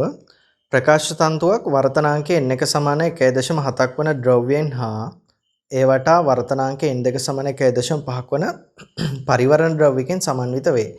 පෙන්වා ඇති පරිදිම ප්‍රකාශ තන්තුවෙන් ශක්ති හානියක් තොරව සම්ප්‍රේෂණය විය හැක්කේ කුමන තීට පතන කෝණ පරාසයක් සඳහාද? අපි දන්නවා ශක්ති හානියක් නොවෙනවා කියන්නේ පූර්ණාභ්‍යන්තර පරාවර්තනයෙන් ආලෝකය ටික සම්ප්‍රේෂණය වෙන්න ඕන. මොකද පූර්ණාභ්‍යන්තර පරාවර්තන වෙන්නේ නැති වුණොත් කොටසක් වර්තනය වෙනවා, කොටසක් ආංශික පරාවර්තනය වෙනවා. ඒ කියන්නේ ශක්ති හානියක් වෙනවා. වර්තනය වෙලා ඉවතර යන ටිකෙන් වැඩක් නැහැනේ. තන්තු ඔස්සේ සම්පූර්ණ ආලෝක ශක්තිය අරගෙන යන්න ඕන. එහෙනම් අනිවාර්යෙන් මේ පෘෂ්ඨයේදී පූර්ණාභ්‍යන්තර පරාවර්තනය වෙන්න ඕන. ප්‍රකාශ තන්තුවක් සාමාන්‍ය ආකාරය මේක. තන්තුවක් කියන්නේ තන්තුව ප්‍රකාශ තන්තුව කියන්නේ මේක. ඒක පිටතින් ආවරණයක් හදනවා. ඒකට හේතුව තමයි අපිට නිශ්චිත මෙතන අවදි කෝණයක් හදා ගන්න පුළුවන්. එයි එහෙම නැත්නම් ප්‍රකාශ තන්තුව වාතයේ තියෙන කොටයි අපි තුමු මේ ප්‍රකාශ තන්තුව ජලය තුලින් යනවා. එතකොට පිටත තියෙන මාධ්‍ය වෙනස් වෙන හින්දා අවස්ථාවලදී අවදි කෝණය මොකක් වෙනවද? වෙනස් වෙනවා. අන්න ඒක වළක්ව ගන්න මෙයාගේ පිටතින් ආවරණයක් දානවා. එතකොට මේ ප්‍රකාශ තන්තුවේ මේ පෘෂ්ඨය සඳහා වන අවදි කෝණය අපිට අවශ්‍ය අගයක නියත අගයක් බවට පත් කර ගන්න පුළුවන්. ඒ ප්‍රකාශ තන්තුව තියෙන මාධ්‍ය මත වෙනස් වෙන්නේ නැහැ. පැහැදිලි අදහස? හරි. එහෙනම් මේක මේ කෝණ පරාසයක් දීලා තියෙන්නේ කොහොමද මේ? අපි දන්නවා මේ පතන කෝණේ උපරිම අවස්ථාව මේක කියලා හිතන්න. අනේ i කියලා හිතමු මේ උපරිම අවස්ථාව. මෙතෙන්දී දැන් අර අපි කලින් හදපු ගාන විදියමනේ. එහෙනම් මම දැන් වැඩිපුර කියන්න යන්නේ. මෙතන i උපරිම වෙද්දි වෙන්නේ මෙතන අනුරූප පතන කෝණයේ මෙතන අනුරූප කෝණය මොකක් වෙන එකද? අවම වෙන එකනේ. මෙතනගේ උපරිම වෙද්දි වෙන්නේ මෙතනගේ අවම වෙන එක. මෙතනගේ අවම වෙනවා නම් ඒ අවම වනාගේ අනිවාර්යයෙන් මොකක් වෙන්න ඕනද? අඩුම තරමේ අවදි කෝණය වෙන්න ඕන නේ. අඩුම තරමේ අවදි කෝණය වෙන්න ඕන. දැන් මේ වගේ අගයක් නම් මේ මෙතනට අනුරූප වගේ අවදි කෝණයක් වෙලා තියෙන්න ඕන. පැහැදිලි? අපි ඔන්න සාධාරණම හදමු මේක අදහසක් ගන්න. හරිනේ? එහෙනම් මෙතන i උපරිම වෙද්දී මෙතන කෝණය අවමගයක් වෙලා තියෙන්නයි අවශ්‍ය. මම මෙතන ගන්නම් ඇල්ෆා කියලා. එහෙනම් තීටා කියලා ගත්තේ නැහැ. මොනතර අර මෙතන කෝණ පරාසයත් එක්ක ප්‍රශ්නයක් වෙනවනේ. එහෙනම් මේ i කියන්නේ උපරිම අගය. එතකොට මේ ඇල්ෆා මොකක් වෙලා තියෙන්නේ? අවම වෙලා තියෙන්නේ. පැහැදිලි? මේ r. මේ පැත්තට පතන කෝණය වැඩි කරනවා වගේම මේ පැත්තටත් පතන කෝණය වැඩි කරන්න පුළුවන් නේ අපිටනේ. එහෙනම් එතකොට වෙන්නේ මේකම අනිත් පැත්තේ. ඉතින් මේ අවස්ථාව වෙනම හදන්න දෙයක් නෑ අපිටනේ. පැහැදිලි? එතකොටත් මේ අවස්ථාවම නෙමෙයිනේ. ඉඳ මේක මම කඩිරකින් පෙන්නන්නම්. මේ අවස්ථාව හදන්න ඕනේ නෑ. එක පැත්තක් හැදුවම ඇති. ඒ කියන්නේ තීටා ගියගේ අනිවාර්යෙන් මොකක් වෙනවද? අපි මේ හොයන i වගේ දෙගුණයක් වෙනවා. මේ පැත්තට ওই කෝණේ තියෙන්නත් පුළුවන්, මේ පැත්තට ওই කෝණේ තියෙන්නත් පුළුවන්. මොකද මේ පැත්තට ඇලුනොත් වෙන්නේ මේ පෘෂ්ඨයෙන් පූර්ණ අභ්‍යන්තර පරාවර්තනය වෙන එක. මෙහාට ඇලුනොත් වෙන්නේ මේ පැත්තේ පෘෂ්ඨයෙන් පූර්ණ අභ්‍යන්තර පරාවර්තනය වෙන එක. ඒ කියන්නේ මෙතන ඇත්තම කිව්වොත් ත්‍රිකෝණයක් දෙන්න ඕන, කේතුවක් දෙන්න ඕන. උඩහටයි පල්ලෙහාට විතරයි මම මේ කරේ. මේක තන්තුව කියන්නේ ත්‍රිමාන හින්දා මෙහාට ඇලවෙන්නත් පුළුවන් නේ. පැහැදිලි? ඒතර ඇත්තට මෙන්න මේ අර කේතුවක තුඩක් වගේ. ත්‍රිමාන හැඩයක් එන්නේ. මොකද මේ තන්තුවේ අපිට මෙහෙම ත්‍රිමාන මම පොඩ පෙන්නන්න. මේ ආලෝක කිරණ පතිත වෙන්න පුළුවන් උඩහ පල්ලෙහා විතර නෙවෙයිනේ. මේ පැති වලිනුත් පුළුවන් නේ. පැහැදිලි අදහස? ඒකින්ද මේ ආලෝක කිරණ පතිත වෙන්නේ හරියට කේතුවක වගේ නේ. කේතුවක ආකාරයක් තියෙන්නේ. පැහැදිලි අදහස? මේ තියෙන්නේ ද්විමාන තලය. ත්‍රිමානව බැලුවොත් මේ ආලෝක පතනය වෙන්නේ කේතුවක් වගේ. පැහැදිලි? මේ පැත්තට තල වෙන්න පුළුවන්, ඇතුළු පැත්තට තල වෙන්න පුළුවන්. රූප සරහනේ මම පෙන්නලා තියෙන්නේ බෝඩ් එක තලයේ තියෙන කෝණ සෙට් එක විතරයි. පැහැදිලි අදහස? හරි. එහෙනම් මේ i උපරිම වෙන අවස්ථාවේ මෙතන කෝණය අවම වෙලා තියෙන්නේ. මේ අවමගයත් අනිවාර්යයෙන් මොකක් වෙන්න ඕනද? අවදි කෝණයට වඩා විශාල හෝ සමාන වෙලා තියෙන්න ඕන. පැහැදිලි අදහස? හරි. එහෙනම් රූප සරණේද ගන්න. දැන් අපිට අර කලින් විදිහටම අදහසක් ලියන්න පුළුවන්. මෙතෙන්දී පොඩි වෙනසක් වෙනවා. මේ ආවරණය දාපු හින්දා. හරි. රූප සරණේ ඉඳලා අදහසක් ගන්න බලන්න ඉස්සෙල්ලා.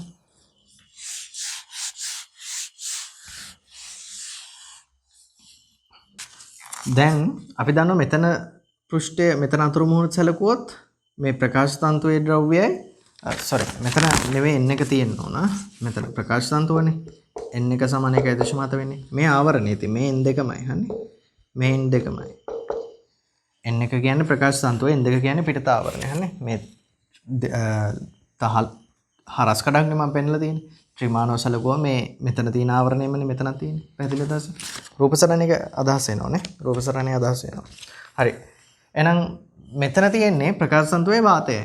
මෙතන තියෙන්නේ ප්‍රකාශ තන්තුවේ ආවරණයයි. මෙතන අතුරු මුහුණතයි මෙතන අතුරු මුහුණතයි වෙනස්. එහෙනම් මෙතනට අනුරූප අවදි කෝණයයි මෙතනට අනුරූප අවදි කෝණයයි මොකද වෙන්නේ? වෙනස්. එහෙනම් මේක මම C1 කියලා ගන්නම්. මෙතනට අනුරූප අවදි කෝණය මම මෙතන සංකේතවත් කරන්නම්. මෙතනට අනුරූප අවදි කෝණය මම C2 කියලා ගන්නම්. අවදි කෝණ දෙකක්. පැහැදිලි? අර කලින් ගාන හදද්දි මෙතනට අනුරූප අවදි කෝණයයි මෙතනට අනුරූප අවදි කෝණයයි සමාන වුණා. හේතුව මෙතන ආවරණයක් ගැන කතා කරේ නෑ. වීදුරු වාතයේ තිබුණේ. දැන් මෙතන ප්‍රකාශ තන්තුවේ වාතයයි ප්‍රකාශ තන්තුවේ ආවරණයයි. ද්‍රව්‍ය වෙනස්, අතුරු මුහුණත වෙනස්, එන අවදි කෝණ වෙනස්. පැහැදිලි? අපි ඔය sin මෙතන වර්තනාංකය දන්න හින්දා වර්තනාංක දෙක දන්න හින්දා C1 ට අගයක් අපි හොයාගමු. අපි දන්නවා අවදි කෝණයේ sin අගය. sin C1 සමාන 1ට විරලතර මාධ්‍යයට සාපේක්ෂව ගහනතර මාධ්‍ය වර්තනාංකය. ඒ කියන්නේ ආවරණයේ විරලතර වෙන්න බෑ අනිවාර්යෙන්. හරිනේ? ප්‍රකාශ තන්තුවේ ද්‍රව්‍යයට වඩා ආවරණ ද්‍රව්‍ය වර්තනාංකය අඩුයි. ඒකට සාපේක්ෂ විරලතරයි නේ. ඉතින් විරලතර වෙන්නේ ආවරණය දෙක මාධ්‍ය. සාපේක්ෂව එක මාධ්‍ය වර්තනාංකය. ප්‍රකාශ තන්තුවේ වර්තනාංකය. මේක උඩයට මාරු වෙනකොට මොකද වෙන්නේ? සාපේක්ෂව ගන්න ද්‍රව්‍ය දෙක මාරු වෙන එකනේ. 1ට 2n එක කියන්නේ 1n 2 වෙනවනේ. 1n 2 වෙනවා.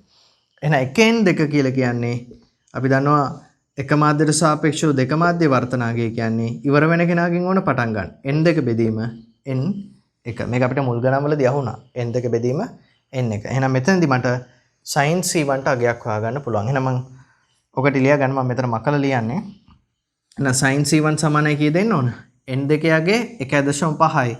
බෙදන්න ඕන n1 යගේ 1.7යි. ඒ කියන්නේ 15 බෙදීම 17යි නේද? 15 බෙදීම 17යි. ඔන්න මම sin c1 ට අගයක් හොයාගත්තා. පැහැදිලි? හරි. සුළු කරගන්න මම මෙතන අගේ මකල ලිව්වේ. ඔකට යන අවශ්‍ය නාපව පස්සට අරගෙන බලලා ලියන්න. හරිද? on sin c1 අගයක් හොයාගත්තා. හරි. දැන් අපි මෙහෙම හිතමු. මේ r ගේ අවමගයත් alpha ගේ අවමගයත් අනිවාර්යෙන් මොකද්ද වෙන්න ඕන? එතන තියෙන අවදි කෝණයට වඩා විශාල හෝ සමාන වෙන්නයි ඕන. මෙතනදී මේ ඍජු කෝණීය ත්‍රිකෝණයක් හින්දා දැන් වැඩි විස්තර ලියන්න ඕනේ නැහැනේ. r2 alpha min 2 එකතු අංශක 90ක් වෙනවා. ඉතින් alpha min වෙනුවට මට ආදේශ කරන්න පුළුවන් අංශක 90 ඍණ r කියලා. විශාල හෝ සමානයි c1. පැහැදිලි? මම මෙතන r උක්ත කරගන්නම්. r කුඩා හෝ සමානයි. r මෙහාට ගෙනාවා. එතකොට කුඩා හෝ සමානයි r පදේනේ තියෙන්නේ. c1 මෙහාට ගෙමු. 90 ඍණ c1. පැහැදිලි අදහස? මේක එක සැරේම හිතා ගන්න බැරි නම් ඍණ r මෙහාට ගෙනම ධන r. c1 මෙහාට ගෙනාම ඍණ c1. 90 ඍණ c1 කුඩා හෝ සමානයි r. ඒක අනිත් පැත්ත ගහලා මම ලිව්වේ හනේ. ඒ කියන්නේ r කුඩා හෝ සමානයි 90 ඍණ c1. දැන් මම දෙපසම sin අගය ගන්න. මොකද මෙතන අපිට ස්නෙල් නියමය භාවිත කරොත් sin r පදයක් නෙන්නේ. මම දෙපසම sin ගන්න. sin r කුඩා හෝ සමානයි. මේ පැත්තේ ඉන්නේ sin 90 ඍණ c1.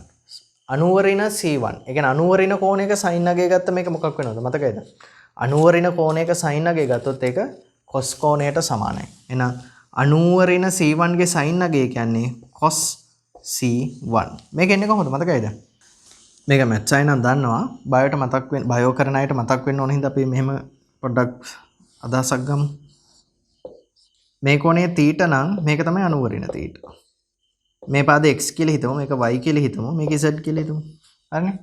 එහෙනම් මට කියන්න sin 90 ඍණ θ කියන්නේ කීයක් වෙන්න ඕනේ? 90 ඍණ θ කියන්නේ මේ කෝණයනේ. sin අගේ වෙන්නේ සම්මුඛ පාද බෙදීම කර්ණය. y බෙදීම z. cos θ යගේ මොකක්ද වෙන්නේ? cos θ. cos θ කියන්නේ බද්ධ පාදයේ බෙදීම කර්ණය. y බෙදීම z. දැන් තේරෙනවනේ. sin 90 නේ θයි cos θයි මොකක් වෙනවද? සමානයි. දෙන්නම සමාන වෙලා තියෙන්නේ y බෙදීම z වල. එහෙනම් මතක තියාගන්න 90 ඍණ කෝණයක sin අගය කියලා කියන්නේ cos අගයට සමානයි. cos කෝණය අගයට සමානයි. එහෙනම් මම දෙපැත්තෙම sin ගනිද්දී sin r සමාන කරා කුඩා හෝ සමාන කරා 90 ඍණ c1 ගේ sin අගය කියන්නේ cos c1. පැහැදිලි? හරි. හදාගන්න එක. හරිද? දැන් අපි දන්නේ sin අගයනේ.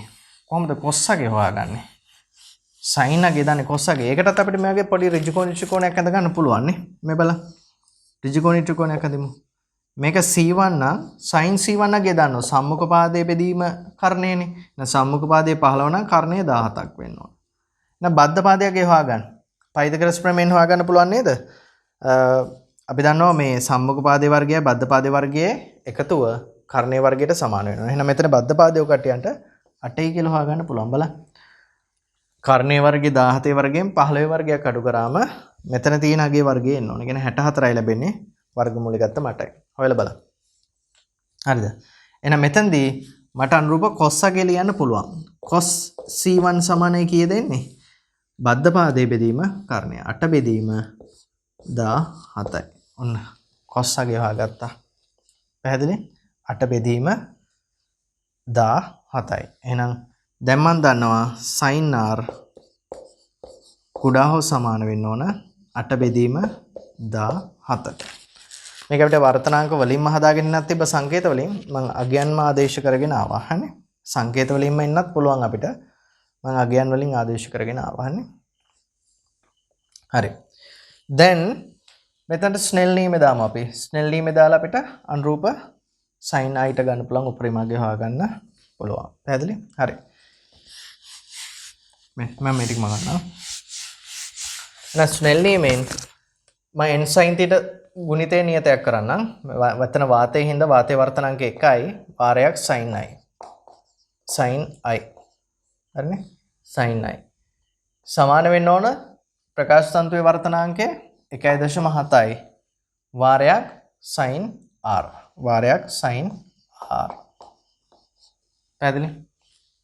එහෙනම් දැන් තේරෙනවනේ මෙතන sin r තියෙන හින්දා මෙතන sin r අපි යුක්ත කරගමු. sin r කියන්නේ කීයක් වෙනවද? sin i බෙදීම 1.7යි. කුඩා හෝ සමාන වෙන්න ඕන 8 බෙදීම 17ට. පැහැදිලි? එහෙනම් sin i කුඩා හෝ සමානයි මොකක් වෙන්න ඕනද? මෙතන 17 1.7 මෙහාට ගුණ කරමු. එතකොට 1.7 කැපිලා ගියාම කී දෙන්නේ 0.8යි නේ. 1.7යි 17යි කියන සුළු වෙනවනේ. එතකොට එන්නේ 17 කැපෙනවා 1.7න් 17 කැපුණම 0.1යි එන්නේ. 8 වාරයක් 0.1 කියන්නේ 0.8යි. sin i කුඩා හෝ සමානයි 0.8 කියලා ලැබෙනවා. හරි. sin i ගාගේ 0.8ට වඩා කුඩා හෝ සමාන වෙනවයි කියන්නේ අපි දන්නවා කෝණය වැඩි වෙද්දීනේ sin a ගියත් වැඩි වෙන්නේ. මම මේක මකන්නම් දැන්. කෝණය වැඩි වෙද්දීනේ sin a ගියත් වැඩි වෙන්නේ. එහෙනම් i ට ගන්න පුළුවන් උපරිමගය කියන්නේ sin i ට ගන්න පුළුවන් උපරිමගය. එහෙනම් sin i ට ගන්න පුළුවන් උපරිමගය sin i උපරිමගය කීය දෙන්න ඕන? 0.8යි. 0.8ට වඩා කුඩා හෝ සමාන වෙන්න නෙවෙන්න ඕනනේ. i ට ගන්න පුළුවන් උපරිමගය 0.1කට වඩා අඩු හින්දා ඒක වෙන්න පුළුවන්. හොඳ sin අගයකට ගන්න පුළුවන් උපරිමගය 1 එන්නේ මෙතනදී 0.8ට වඩා කුඩා හෝ සමාන වෙන්න ඕන. ඒ කියන්නේ sin i ට ගන්න පුළුවන් උපරිමගය එන්නේ 0.8යි. එහෙනම් i කියන්නේ i ගේ උපරිමගය අපි මෙතන i max කියලා ගමුනේ. i max කියලා ගමු. එහෙනම් i max අගය එන්නේ sin inverse ප්‍රතිසයිනය බලමු. sin inverse 0.8යි. 0.8ේ ප්‍රතිසයිනය බලුවා නම් හරි. මේකෙදි කෝණය එහෙම හොයන්න අවශ්‍ය නැහැ. මොකද sin inverse පද විදියට දීලා තියෙනවානේ. sin inverse 0.8යි. එහෙනම් θ කියලා පෙන්නලා තියෙන මේ මුළු කෝණය. ඒ කියන්නේ i වගේව දෙකක් නේ. i වගේව දෙකක්. ඒකින්ද θ ට ගන්න පුළුවන් උපරිමගය කියලා කියන්නේ 2යි i. ඒ කියන්නේ 2යි sin inverse 0.8. ඒ කියන්නේ නිවැරදි පිළිතුර වෙන්නේ 4. පැහැදිලි? සංකේත වලින් හදන එක අපි ඉස්සරහට කරමු. මම දැන් අගයන් දීපින්ද කෙලින්ම අගයන් වලින් හැදුවේ. සංකේත වලිනුත් හදන හැටි අපි පොඩ්ඩක් ඉස්සරහ MCQ වලදී උත්සාහ කරමු. ඊට පස්සේ බලමු 15 වෙනි ගැටලුව. ඉහත ප්‍රකාශ තන්තුවේ අරය 1 මිලිමීටර වේ. ප්‍රකාශ තන්තු කොටසේ අරය 1 මිලිමීටරලු. හන්නේ. එය පෙන්වා ඇති පරිදි ඕවට අරය ආර්වන පරිදි වක්‍ර කර ඇත. එක් කෙළවරකට අභිලම්බව ඇතුළු වන ආලෝක කිරණයක් රූපේ පෙන්වා ඇති පරිදි පූර්ණ අභ්‍යන්තර පරාවර්තනය වන පරිදි ආර්ට තිබිය හැකි අවමගය සොයන්න. පැහැදිලි අදහස? මෙම අර කලින් අපි ගානේ කියන්නේ 14 වෙනි ගානේ කතා කරපු ප්‍රකාශ තන්තුවමයි මේ හන්නේ. දැන් මේකේ පෙන්නලා තියෙන්නේ මේ හරි මැදට තමයි මේ ආලෝක කිරණය පතනය වෙන්නේ හන්නේ. ඒකත් දාලා මම මාක් කරලා නැහැනේ. ඒක මාක් කරගන්න ඕකට එතන තිබ්බනම් හොඳයි නැත්නම් අදහසක් ගන්න අමාරුයිනේ. මේ ප්‍රකාශ තන්තුවේ අරය තමයි කීයක් වෙන්නේද? ප්‍රකාශ තන්තුවේ අරය. ඒ කියන්නේ මේ සම්පූර්ණ අරය නෙමෙයි. තන්තු කොටසේ අරය අහන්නේ. මේ අරය තමයි මිලිමීටර එකක් වෙන්නේ. 1 මිලිමීටර වෙන්නේ. පැහැදිලි? මම මෙතනටත් අභිලම්බයක් ඇඳොත් මේක වක්‍ර වෙලානේ තියෙන්නේ. මෙන්න මෙතනට අඳින අභිලම්බය කියන්නේ ඔන මෙතනට අඳින ස්පර්ශක ඇඳොත් ස්පර්ශකයට අභිලම්බයක් අඳිනවා කියන්නේ වෘතයක නම් මොකද වෙන්නේ? අරයක් වෙනවනේ. එහෙනම් මේ මෙතනට අඳින අභිලම්බය කියන්නේ අරයක් වෙනවා. මේක නේද දැන් පතන කෝණය වෙන්නේ. මේ කෝණය. මම ඒක i කියලා ගන්න. මේ i කෝණය අනිවාර්යෙන් මොකක් වෙනවද? අවදි කෝණයට වඩා වැඩි වෙන්නයි ඕන. පැහැදිලි? එහෙනම් කලින් ගානේදී අපි මෙතනට අනුරූප අවදි කෝණය හොයාගත්තා නේද? මේ ද්‍රව්‍ය දෙකට අනුරූප අවදි කෝණය අපි හොයාගත්තා. කීයද ආවේ මතකයිද? sin c1 කියලා ගත්තේ නේ. sin c1 කියලා නේද ගත්තේ අපි? sin c1 සමාන කීයද ආවේ? 15 බෙදීම 17 නේ. 15 බෙදීම 17යි කියලා ආවේ. ඔන්න sin c1 ආගේ. එහෙනම් අපෙන් අහන්නේ මේ r ට ගන්න පුළුවන් ආමගය. දැන් මෙන්න මෙතන හරි මැදට තියෙන දුරනේ r වෙන්නේ. මෙතන මිලිමීටර 1යි. එහෙනම් මේ දුර සම්පූර්ණයෙන් කීයක් වෙන්න ඕනද? r ට 1 මිලිමීටර එකතු කරන්න ඕන. එහෙනම් r කියන්නේ මිලිමීටර වලින් හරිනේ. නැත්නම් අපිට මේ එකතු කිරීම කරන්න බෑනේ. r තුත් මිලිමීටර වලින් නම් මේ සම්පූර්ණ දුර වෙන්නේ. මෙන්න මෙතනට තියෙන දුරනේ r වෙන්නේ. තව අරයක් එකතු වෙන්න ඕන. ඒ කියන්නේ r ට මෙයාගේ අරේ මිලිමීටර එකක් එකතු වෙන්න ඕන. r ධන 1යි. පැහැදිලි අදහස? එහෙනම් අපි දන්නවා මෙතනදී sin i යගේ තව ආකාරයකට ලියන්න පුළුවන් මට. sin i ලියන්න පුළුවන් සමානයි මොකද්ද? මේ ඍජු කෝණ ත්‍රිකෝණය යන්නේ තියෙන්නේ. සම්මුඛ පාදයේ බෙදීම කර්ණය r බෙදීම r ධන 1. පැහැදිලි? අපි දන්නවා මේ අවස්ථාවේදී නම් i අනිවාර්යයෙන් මොකක් වෙන්න ඕනද? විශාල හෝ සමානයි අවදි කෝණය c1. මේ ප්‍රකාශ තන්තුව සඳහා අවදි කෝණය අපි කලින් ගානේදී c1 කියලා ගත්තානේ. එහෙනම් මෙතන c1 කියලා මම අරගත්තා. හරිනේ. දැන් අපි දන්නවා මෙතනදී මොකද්ද වෙන්නේ? r ට ගන්න පුළුවන් අවමගය අහන්නේ. මෙතනදී r අවම වෙනකොට i මොකද්ද වෙන්නේ? ඒ අදහස ගන්න එපානේ. අපි පොඩ්ඩක් මෙතන ඒක බලමු. r අවම වෙද්දී උඩත් අවම වෙනවා යටත් අවම වෙනවා. හිතා ගන්න අමාරු වෙන්නේ. මෙහෙම r තනි කරගමු. r තනි කරගන්න පුළුවන් හොඳම වැඩේ මොකද්ද? R තනි කර ගන්න පුළුවන් හොඳම වැඩි මොකද? උඩ යට මම R ගෙන් බෙදන්න. ඒතර උඩ R ගෙන් බෙදුවම 1යි. මෙතන R ගෙන් බෙදුවම 1යි. 1 R ගෙන් බෙදුවම 1 යට R. අන්න පැහැදිලි? R තනි කරගත්තා. දැන් ලේසි හිතා ගන්න. දැන් ලේසි හිතා ගන්න. R අවම වෙද්දි වෙන්නේ මේ 1 යට R පදේ වැඩි වෙන එක. 1 යට R පදේ වැඩි වෙනවා කියන්නේ මේ 1 යට තියෙන මේ සම්පූර්ණ පදේ වැඩි වෙනවා. 1 යට තියෙන පදේ වැඩි වෙනවා. ඒ කියන්නේ මේ අගේ අඩු වෙනවා. sin අගේ අඩු වෙනවා. ඒ කියන්නේ i අඩු වෙනවා කියන එක. පැහැදිලි? එහෙනම් දැන් තේරෙනවා R අවම වෙන විට තමයි i අඩු වෙන්නේ. R අවම වෙන විට i තුත් අවම වීම සිද්ධ වෙන්නේ. එහෙනම් අපි දන්නවා මෙතෙන්දී i කොයි වෙලාවකත් මොකක් වෙන්න බැරිද?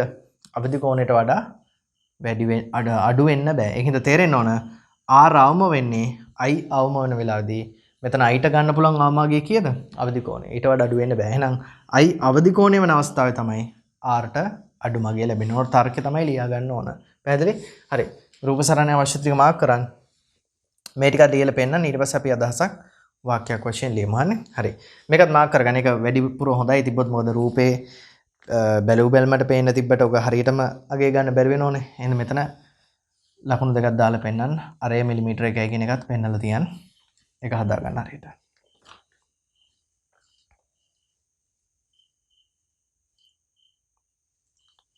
හරිද? අන්න දැන් යටින් වාක්‍යයක් ලියන්න. දැන් යටින් වාක්‍යයක් ලියන්න. ඉහත සම්බන්ධයේ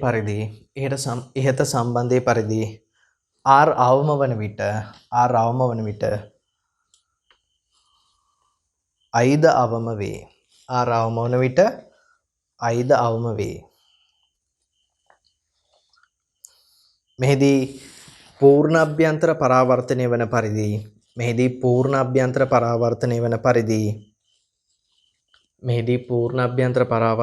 පරිදි i ට ගත හැකි අවමගය අවදි කෝණයට සමාන වේ.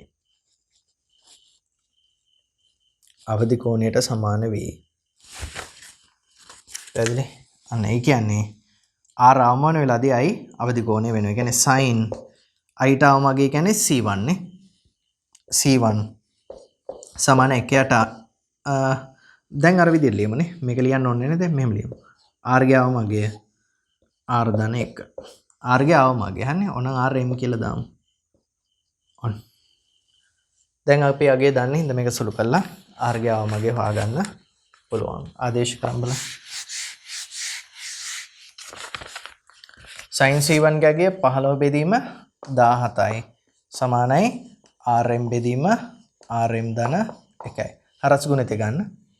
15යි RM ධන 15 සමානයි 17යි RM. මෙතන මතක තියෙනවා දැන් RM මිලිමීටර වලින් ලැබෙන්නේ. මොකද 1 මිලිමීටර එකතු කරේ R තුත් මිලිමීටර වලින් කියලා හිතාගෙන. එහෙනම් මෙතන 15යි RM එහාට ගෙනාම ඍණ 15යි RM 17න් 15 කරනම 2යි RM. 2යි RM සමානයි 15යි. ඒ කියන්නේ RM සමානයි කීයද එන්නේ? 7.5යි මිලිමීටර. 7.5යි මිලිමීටර. හින්දා R ට ගන්න පුළුවන් අඩුමගේ වෙන්නේ 7.5 මිලිමීටර. හරි. සුළු කරගන්න.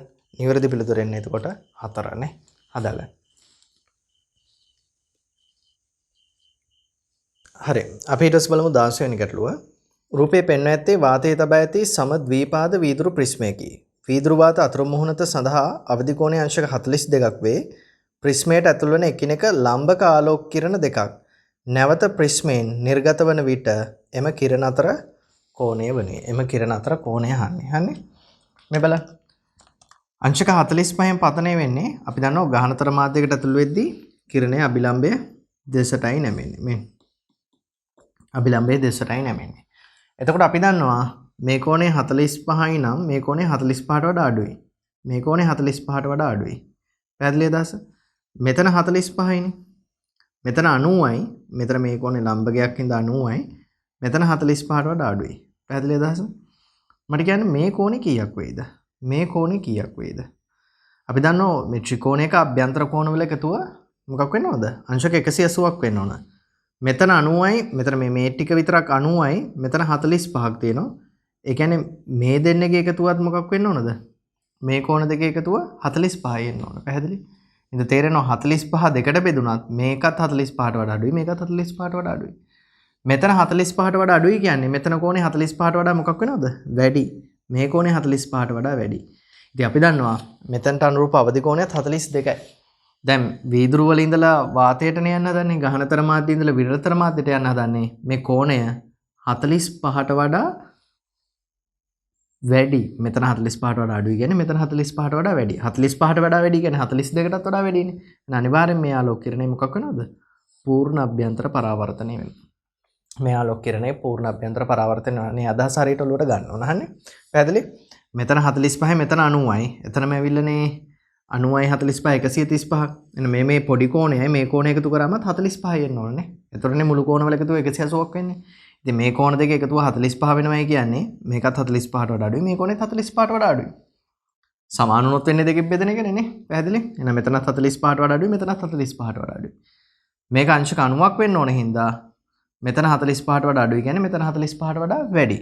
45ට වඩා වැඩි කියන්නේ 42කටත් වඩා වැඩි. එන අවදි කෝණයට වඩා වැඩි. එහෙනම් පූර්ණ අභ්‍යන්තර පරාවර්තනය වෙන්න ඕන. පැහැදිලි අදහස? දැන් මට මේක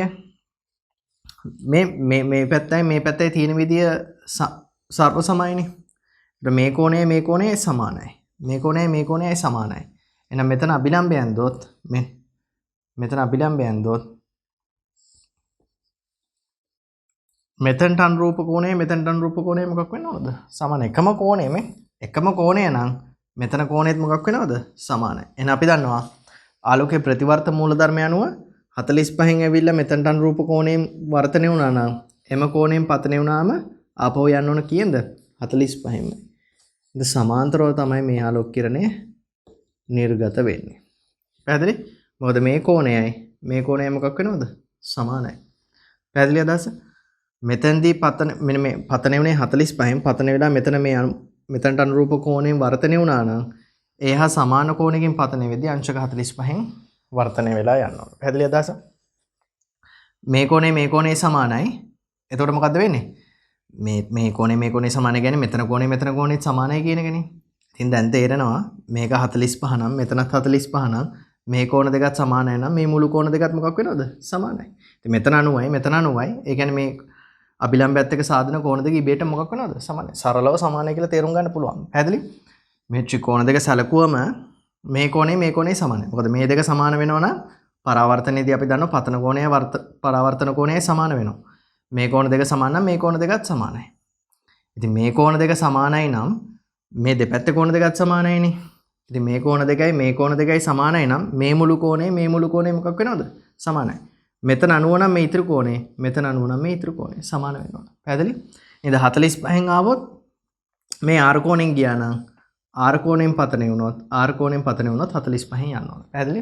සමාන්තරවම ආලෝක කිරණේ නිර්ගත වෙලා යනවා. පැහැදිලි අදහස? ඊළඟට අනිත් ආලෝක කිරණේ පෙන්වලා තියෙන්නේ මෙතනින්. මේක ඊතල දෙකකින් පෙන්වන්නම්. හරි? කඩේකින් පෙන්වන්නම්. දැන් මොකද වෙන්නේ? මම චුට්ටක් ඈතට කරලා දෙන්නම්.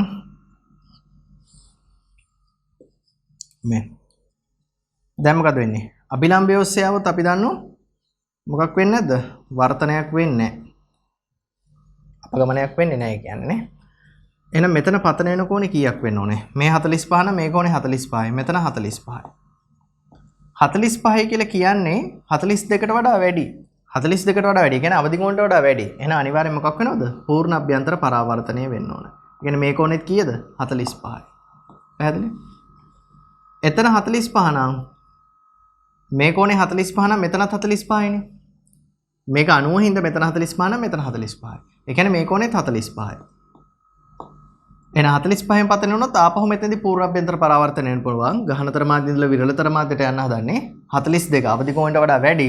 ඉඳ ආපහු පූර්ණ අභ්‍යන්තර පරාවර්තනය වෙලා පහළට එනවා. මේ 45න්ම වර්ධනය වෙලා පහළට එනවා. මෙතන 45න් ආවේ මෙතනත් 45න් පල්ලෙහාට යන්නේ සිරස් රේඛාවත් අතුරු මුහුණේ ලම්බකව පතන වෙනවා නම් වර්ධනයක් වෙන්නේ මේ විදිහට තමයි නිර්ගත වෙන්නේ. පැහැදිලි? එහෙනම් නිර්ගත වෙන කිරණ දෙක අතර කෝණයත් අංශක කීයද? අංශක 90ම තමයි. පැහැදිලි අදහස? එන උත්තරේ එන්න ඕන 4. 16ට පිළිතුර 4. හරි. නිවැරදි වැඳ ගන්න අවශ්‍යව ලියාගෙන මේ තර්කයේ යුලුවට එන්න ඕන මේ පූර්ණ අභ්‍යන්තර පරාවර්තනයද නැද්ද කියන එක වීඩියෝ එක පොඩ්ඩක් පස්සට අරගෙන ආපහු සැරයක් අවශ්‍ය තැන් අහගෙන අවශ්‍ය දේවල් ලියා ගන්න. හරි.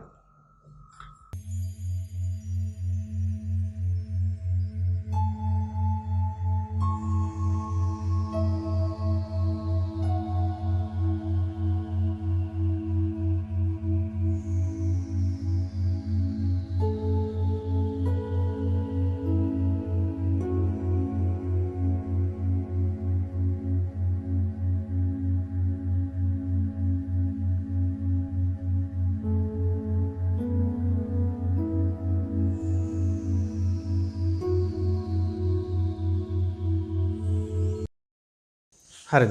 ඊට පස්සේ බලමු 17 වෙනි ගැටලුව. නිරපේක්ෂ වර්තනාංක n එක n දෙක වන මාධ්‍ය දෙකක සමාන ඝන කැමැති ස්තර තුලින් මෙන්න නිරපේක්ෂ වර්තනාංක n එක මෙයාගේ n දෙක. හරිනේ? සමාන ඝනකම් මෙයාගේ දිග d කියලා ගත්තා මේ ඝනකම d කියලා ගත්තේ. හරිනේ? ස්තර තුලින් එකම වර්ණයකින් චක්‍ර එනම් තරංග ආයාම xy බැගින් අන්තර්ගත වේ නම් එක n දෙක සමාන වන්නේ කියලා අහන්නේ. පැහැදිලි? අපිට වර්තනාංකය දීලා තියෙන xy ඇසුරෙන් n එක n දෙක ඇසුරෙන් නෙමෙයි. ඒ කියන්නේ මෙයාගේ ඇතුලේ තියෙනවලු තරංගායම කොච්චර ප්‍රමාණයක්ද? x ප්‍රමාණයක්. ඒ කියන්නේ මේ වගේ තරංගායම x ප්‍රමාණයක් තියෙනවලු. පැහැදිලි? දැන් මම මෙතන 3යි යන්නේ ඒ වගේ x ප්‍රමාණය. එහෙනම් මෙතන තරංගායම x ප්‍රමාණයක් තියෙනවා. මෙතන චක්‍රය කියන්නේ තරංගායම තියෙනවලු කොච්චරද?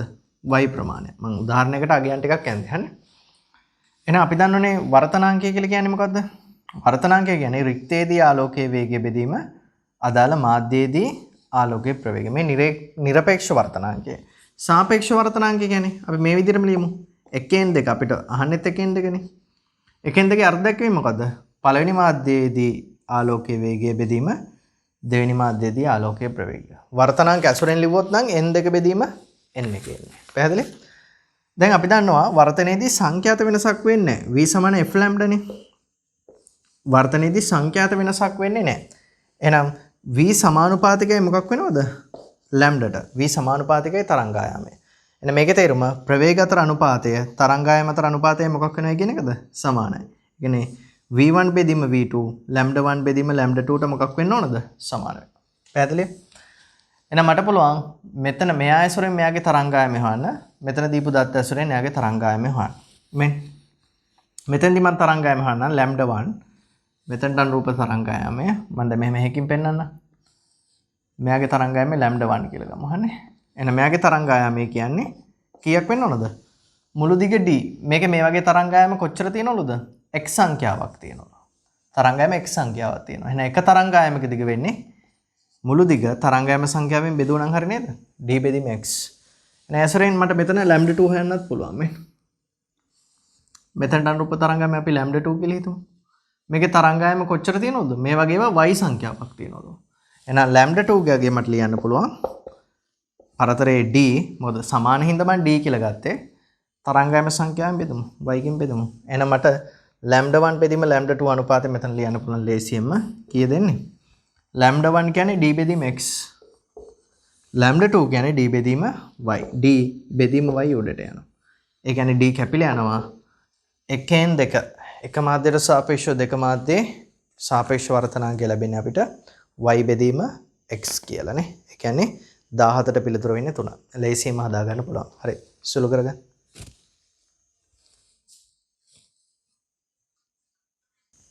හරිද? අපි ඊට පස්සේ බලමු 18 වෙනි ගැටලුව. පාදයක දිග 10 සෙන්ටිමීටර වන ඝනකාකාර වීදුරු කුට්ටියක් තුල ඇති කුඩා වස්තුවක් දැස කෙනෙකුට විරුද්ධ p හා q මුහුණක් දෙක නිරීක්ෂණය කළ විට මේ පැත්ත p නම් මේ පැත්ත q විරුද්ධ මුහුණක් දෙකන්නේ. පාදයක දිග 10 සෙන්ටිමීටර වන ඝනකයක්. නිරීක්ෂණය කළ විට එම මුහුණත් වල සිට එම වස්තුව පෙනෙන දුරවල් පිළිවෙලින් 3 සෙන්ටිමීටර අනිත් පැත්තෙන් බැලුවම 4.5 සෙන්ටිමීටර වේ. p මුහුණතේ සිට වස්තුව සත්‍ය වශයෙන්ම පිහිටුනේ කොපමණ දුරකින්ද කියලා අහන්න. අපි හිතමු වස්තුව තියෙන්නේ මෙතන. p මුහුණතේ ඉඳලා තියෙන දුර x කියලා හිතමු. එහෙනම් මේ q මුහුණතේ ඉඳලා තියෙන දුර කීයක් වෙන්න ඕනද? 10 ඍණ x. x කියන්නේ සෙන්ටිමීටර වගේක්. හරිනේ? මේ පැත්තෙන් නිරීක්ෂණය කරාම දෘශ්‍ය විස්ථාපනයක් වෙනවනේ නේ. මේ විරලතර මාධ්‍යයේ තියෙන ඇස ගහනතර මාධ්‍යයේ වස්තුව තියෙන්නේ දෘශ්‍ය විස්ථාපනයක් වෙනවා. ප්‍රතිබිම්බය පේන්නේ මේ වගේ තැනක. පැහැදිලි? එහෙනම් මේ ප්‍රතිබිම්බය පේන්නේ කොච්චර දුරකින්ලුද? 3 සෙන්ටිමීටර වලින්. පැහැදිලි? මේ පැත්තෙන් නිරීක්ෂණය කරොත් දෘශ්‍ය විස්ථාපනයක් වෙනවනේ ප්‍රතිබිම්බය පේන්නේ මේ වගේ තැනකින්. දැන් ප්‍රතිබිම්බේ කොච්චර දුරකින්ද ලැබෙන්නේ 4.5කින්. පැහැදිලි? දැන් අපෙන් අහන්නේ සත්‍ය වශයෙන්ම පිහිටුනේ කොපමණ දුරකින්ද? ඒ කියන්නේ x ගියාගේ අහන්නේ. එහෙනම් මේක අදහස මේ රූප සරහන ඇද ගන්න පුළුවන් වුණා නම් ගානේ අදහස රූපයකට දා ගන්න පුළුවන් වුණා නම් අපිට ලේසියෙන්ම මේක x අගය හොයා ගන්න පුළුවන්. මොකද කරන්නේ? ඔන්න දෘශ්‍ය විස්ථාපට අගයක් ලියන්න පුළුවන්. එහෙම නැත්නම් මේක ලේසි සත්‍ය ගැඹුරු දෘශ්‍ය ගැඹුරු අනුපාතයට සම්බන්ධ ලියමුනේ. හරි. රූප සරහන ඇද කියලා ආදේශ කරන්න බලන්න. සමීකරණ දෙකක් අපිට ගමු දෙපැත්තට මේක එක සැරේම ගන්නත් පුළුවන් නේ. වර්තනාංකෙ දීලා නැහැ. ඒතර වර්තනාංකෙත් විචල්යක් වෙන හින්දා සමීකරණ දෙකක් ගන්න වෙනවා. පැහැදිලි? මේ පැත්තට සත්‍ය ගැඹුරු බෙදීම දෘශ්‍ය ගැඹුරට සම්බන්ධය ලියන්න. මේ පැත්තටත් කියන්නේ එතන සුළු කරලා අපිට ලේසියෙන් උත්තරය ගන්න පුළුවන්. පැහැදිලි? මතකන්නේ සම්බන්ධය? සත්‍ය ගැඹුරු බෙදීම දෘශ්‍ය ගැඹුර සමානයි මොකද්ද? ඇස තියෙන මාධ්‍යයට සාපේක්ෂව වස්තුව තියෙන මාධ්‍යයේ වර්තනාංකය. එහෙනම් මේකේ සත්‍ය ගැඹුර වෙන්නේ x. දෘශ්‍ය ගැඹුර වෙන්නේ 3යි. ඇස තියෙන මාධ්‍යයට සාපේක්ෂව වස්තුව තියෙන මාධ්‍යයේ වර්තනාංකය. ඇස වාතය නම් තියෙන්නේ වාතයට සාපේක්ෂව වස්තුවේ වර්තනාංකය. අපි n කියලා ගමු. n කියලා ගමු. හරිනේ. අර දෙවෙනි අවස්ථාව ලියමු. එතෙන්දී සත්‍ය ගැඹුර වෙන්නේ 10 x. බෙදන්න ඕන දෘශ්‍ය ගැඹුර වෙන්නේ 4.5යි. වර්තනාංකය වෙන්නේ ඇස තියෙන මාධ්‍යයට සාපේක්ෂව වස්තුව තියෙන මාධ්‍ය වර්තනාංකය. nම නේද? වෙනසක් නැහැනේ. මෙතන ඇස තියෙන්නේත් මෙතන ඇස තියෙන්නේත් එකම මාධ්‍යයනේ. එහෙනම් එකම මාධ්‍යයකට සාපේක්ෂව වස්තුව තියෙන මාධ්‍ය වර්තනාංකය කියන්නේ එකම අගයක් නේ n. දැන් මට මේ දෙක සමාන කරන්න පුළුවන් නේද ලේසියෙන්ම? x බෙදීම 3 සමානයි 10 x බෙදීම 4.5. මේක මට ලේසියෙන්ම x අගය හොයාගන්න පුළුවන්. හරස් ගුණිත ගත්තොත් 4.5යි x සමානයි 3ෙන් ගුණ කරාම 30 3යි x. ඍණ 3x මෙහාට ගෙනාම ධන 3යි x 7.5යි x වෙනවා. 30 7.5න් බෙදුවම 4යි නේ. 4යි සෙන්ටිමීටර. පැහැදිලි? හරි ඔන්න x ට මම අගයක් හොයාගත්තා. x සමානයි 4යි සෙන්ටිමීටර. පැහැදිලි? හදාගන්න එක.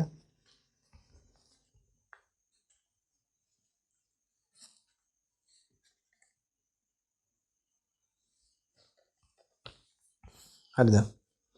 ඊට පස්සේ ප්‍රශ්නේ අහන්නේ 18 ගැටලුවේ වීදුරු ද්‍රව්‍යයේ වර්තනාංකය. ඉතින් වර්තනාංකය මට ලේසියෙන් අහන්න පුළුවන් මේකට ආදේශ කළා. මෙතනින් වර්තනාංකය අහගන්න. දැන් ඇස තියෙන මාධ්‍යයට සාපේක්ෂව වීදුරු වල වර්තනාංකය අපි කුඩා වස්තුවක් දැස බලන් ඉන්නේ අපි වාතය කියලා හිතමු. එහෙනම් වාතයට සාපේක්ෂව වීදුරු වල වර්තනාංකය නිරපේක්ෂ වර්තනාංකයට සමානයිනේ. එහෙනම් n සමානයි x කියන්නේ 4යි. 4 බෙදීම 3යි. x වෙනුවට 4 ආදේශ කරලා ලේසියෙන් උත්තර එනවා. එහෙනම් 19 වෙනි එකට උත්තරේ වෙන්නේ 4 බෙදීම 3යි. 4 බෙදීම 3 කියන්නේ 1.33යි. ආසන්න වශයෙන් 1.3යි. ඒ කියන්නේ 19ට පිළිතුර වෙන්නේ 2. හරි. හදාගන්න ලේසි.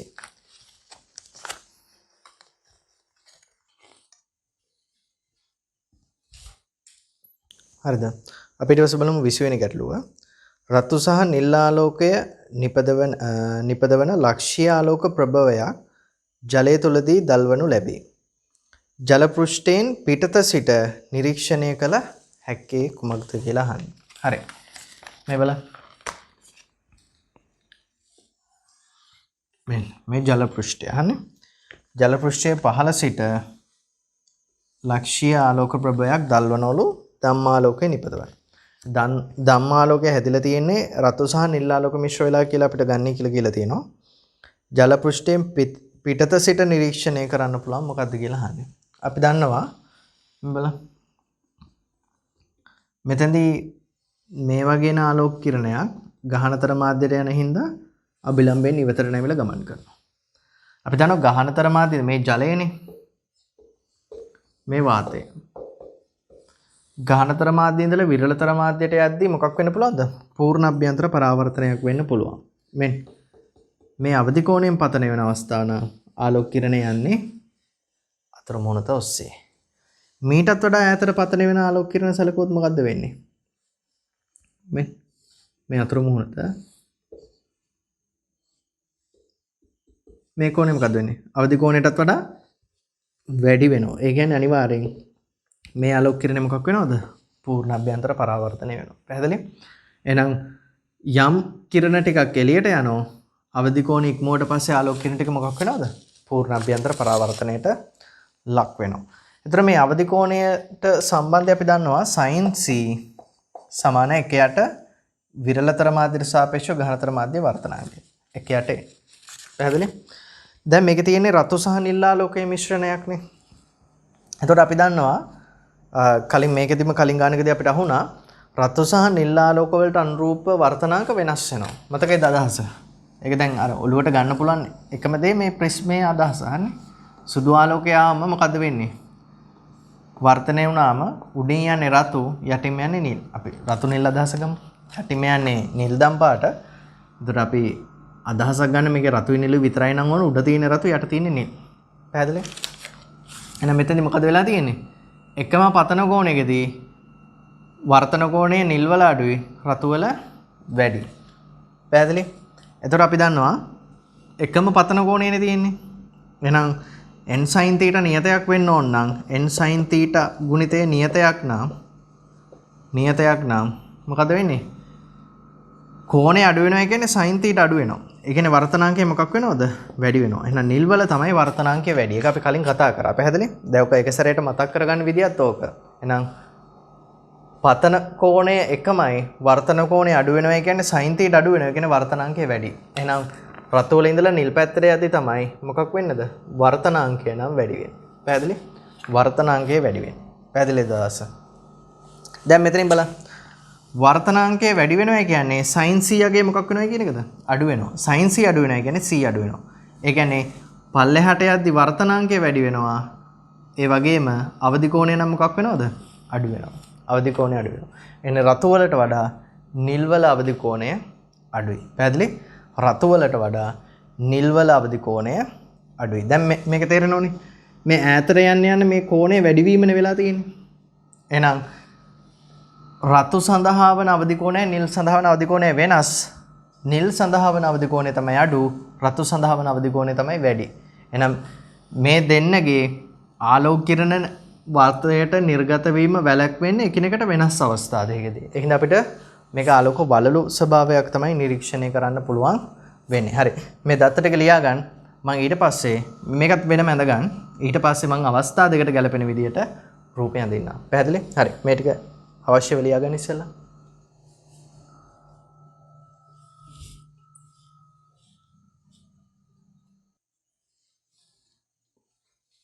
හරිද? මේ බලන්න. මම අර අපි ගත්ත දත්තේ මම මෙතන ලියාගත්තා. රතු වල ඉඳලා නිල් වලට යද්දි වෙන්නේ වර්තනාංකය වැඩි වෙනවා. අවදි කෝණය නම් අඩු වෙනවා. හරි.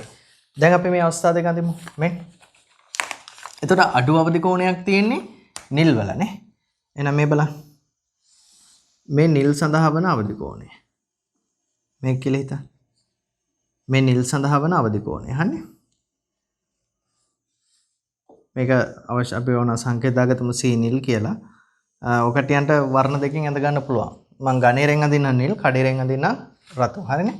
මේ නිල් සඳහා වන අවදි කෝණය. නිල් සඳහා වන අවදි කෝණය. මේක C නිල් වර්ණයේ හින්දා නිල් කියලා ලියන්න. නිල්. එහෙනම් මේක මෙතනින් මෙහාට යනවා. පැහැදිලි?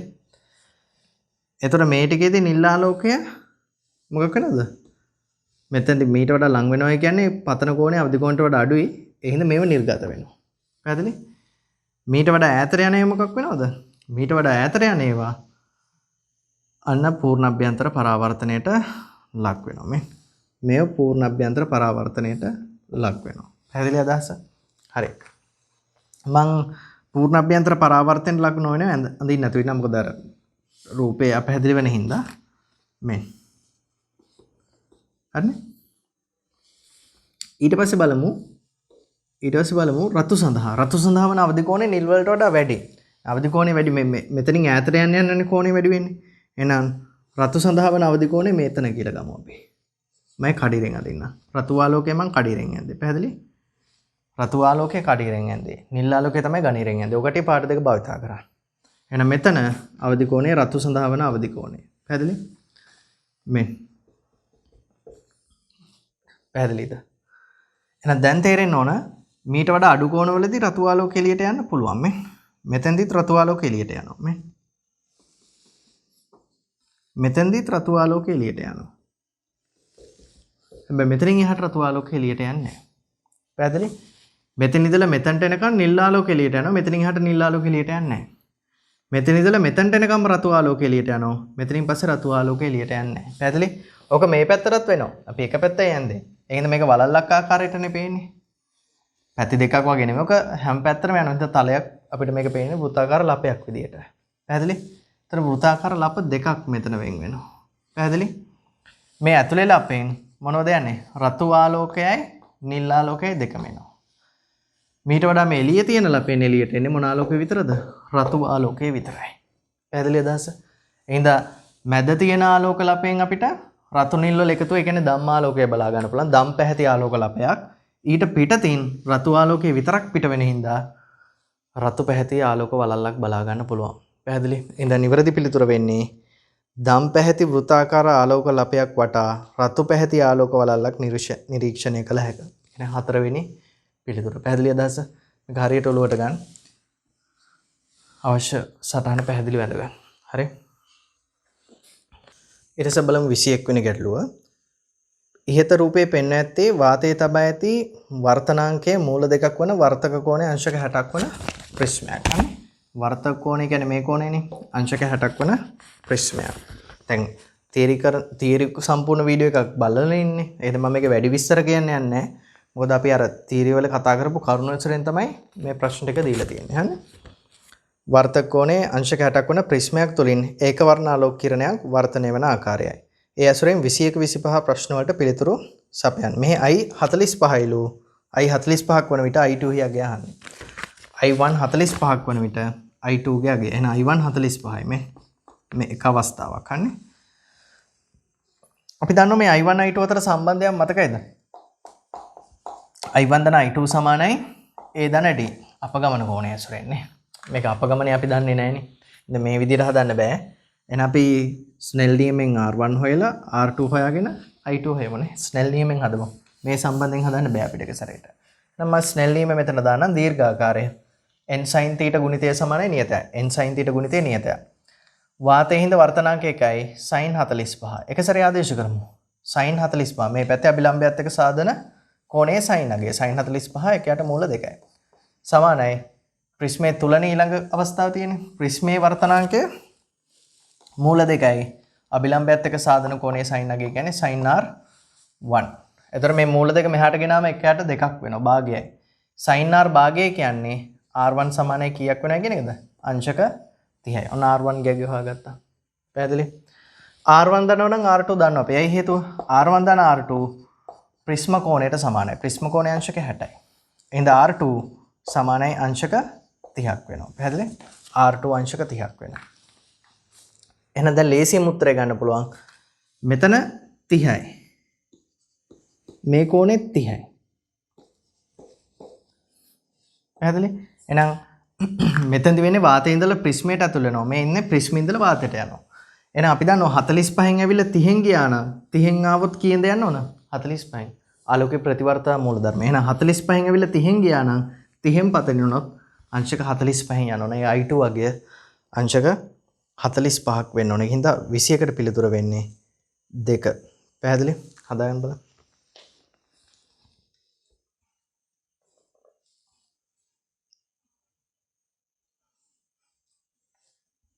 හරිද? මේක දැක්කම තව අදහසක් තේරෙන්න ඕන. මේකේ කිරණ සටහන සම්මිතිකයි නේද? මෙතන 45යි. සම්මිතිකයි. මෙතන 45යි, මෙතන 45යි, 30යි 30යි. සම්මිතිකයි. මොකක් වටාද? ප්‍රිස්ම කෝණයේ සමච්ඡේදකය වටා සම්මිතිකයි. ඒ කියන්නේ අපි දන්නෝ කිරණ සටහන ප්‍රිස්ම කෝණය හරහා යන කෝණ සමච්ඡේදකය වටා සම්මිතික වෙනවා නම් මේ තියෙන මොන අවස්ථාවද? අවම අපගමනයක් තියෙන අවස්ථාව. පැහැදිලි අදහස? හරි. එහෙනම් අපි 22 වෙනි ප්‍රශ්නෙන් අහන්නේ ප්‍රිස්මය තුලින් ආලෝක කිරණයක් වර්ධනය වන විට එම ආලෝක කිරණයේ සිදුවන කෝණික අපගමනය කොපමණද? හරිනේ? වර්ධනය වෙන එම ආලෝක කිරණයේ සිදුවන කෝණික අපගමනයයි අපෙන් අහන්නේ. එහෙනම් මේ අවස්ථාවට අනුරූප කෝණික අපගමනය හොයමු. ඉතින් කෝණික අපගමනය හොයන දැන් මෙතන කිරණ සටහනේ අර අපි තීරවලදී කතා කරගන්න නිර්මාණ ටික කරන්න අවශ්‍ය නැහැ. අපි සමීකරණ ටික දාන්නවනේ. අපි අර මුලින්ම ලිව්වේ සමීකරණය මොකක්ද? මතකයිද? I1 ධන I2 සමානයි A ධන D. ඉතින් මේක ඕනම අපගමනයක් සඳහා මේ සම්බන්ධය දාන්න පුළුවන්. ඒක අවම අපගමනයක් වුණත් වෙනස් අපගමනයක් වුණත් මේ සමීකරණය දාන්න පුළුවන්. එහෙනම් I1 I2 කියන්නේ 45 45 එකතු කරාම 90යි නේ. A කියන්නේ 60යි. ධන D. එහෙනම් D සමානයි අංශක 30යි. මේ ඇවිල්ලා තියෙන අපගමනය ඒ වගේම අපි දන්නවා මේක මොන අපගමනය වෙනවද? මේ තමයි අපගමනයේ අවම අගය. අවම අපගමනය. ඇයි එහෙම කිව්වේ? අපි තීරවලදී කතා කරා අපගමනයේ අඩුම වන අවස්ථාව. ඒ කියන්නේ අවම අපගමනයේදී තමයි කිරණ සටහන ප්‍රිස්ම කෝණයේ සමච්ඡේදකයේ වටා මොකක් වෙන්නේද? සම්මිතික වෙන්නේ. පැහැදිලි? එහෙනම් අපි දන්නවා මේ අවස්ථාව අනිවාර්යෙන් අවම අපගමන අවස්ථාව කියලා. හරි. එහෙනම් මේකේ උත්තරේ සිදුවන කෝණික අපගමනය කොච්චරද? අංශක 30යි. ඒ කියන්නේ 22ට පිළිතුර වෙන්නේ 1. පැහැදිලි? හදාගන්න.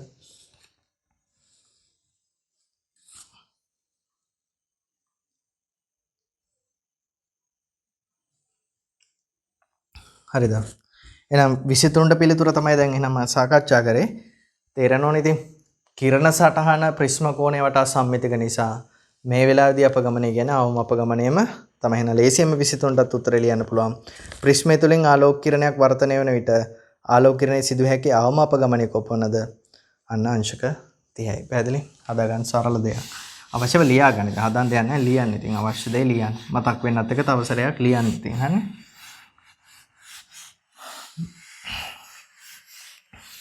මේ ප්‍රශ්න පත්‍ර ලැබුණම ඔකට ඒක ඩවුන්ලෝඩ් කරගෙන කොමියුනිකේෂන් එකට ගිහලා පොඩි print out එකක් අරගන්න. ඒකට වඩා ලේසියි හන්නේ. print out එකක් අරගන්න. හරි. ඊට පස්සේ බලන්න 24. ආලෝක කිරණේ PR පෘෂ්ඨයෙන් නිර්ගත නොවනියේ කුමන පතන කෝණ පරාසයක් සඳහාද කියලා අහනවා. PR පෘෂ්ඨයෙන් නිර්ගත වෙන්නේ නැත්තේ කුමන පතන කෝණ පරාසයක් සඳහාද කියලා අහන්නේ. හන්නේ? පතන කෝණ පරාසයක් සඳහාද කියලා අහනවා. අපිට සයින් අගයන් කිහිපයක් දීලා තියෙනවා. ඒ හේතුව අපිට අර කෝණය හොයාගන්න ඕන හින්දා. එහෙනම් අපි දන්න දෙයක් තියෙනවා.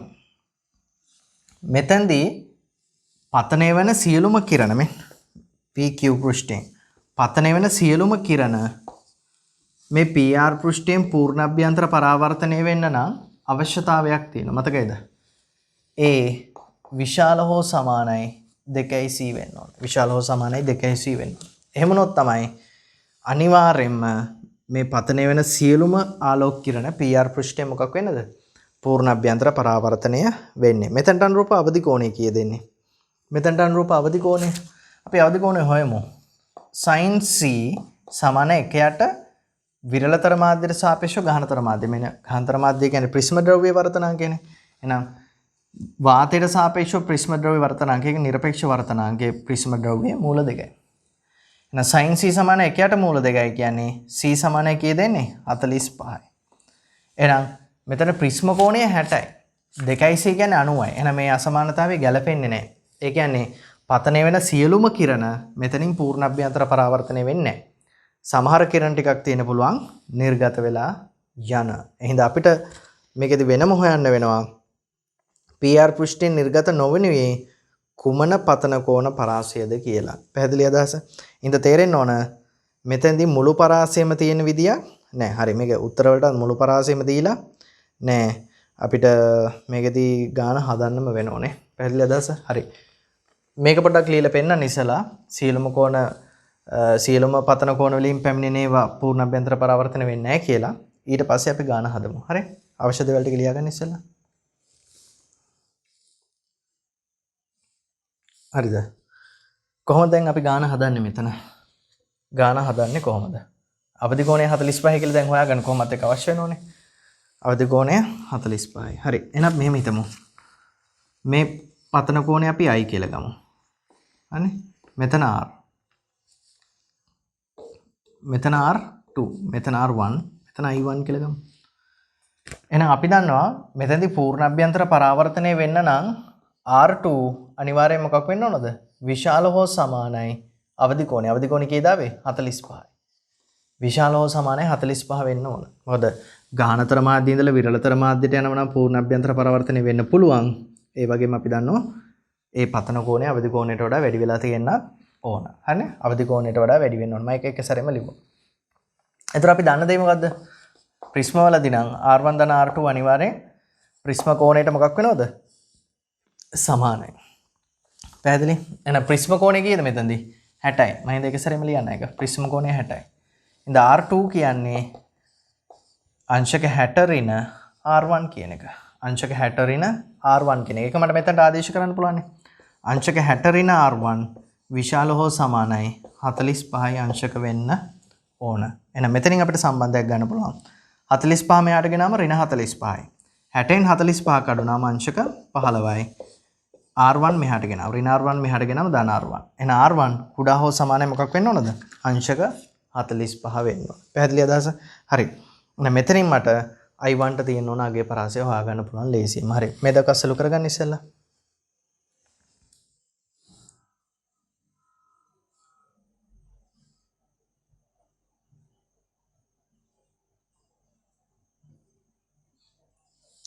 හරිද?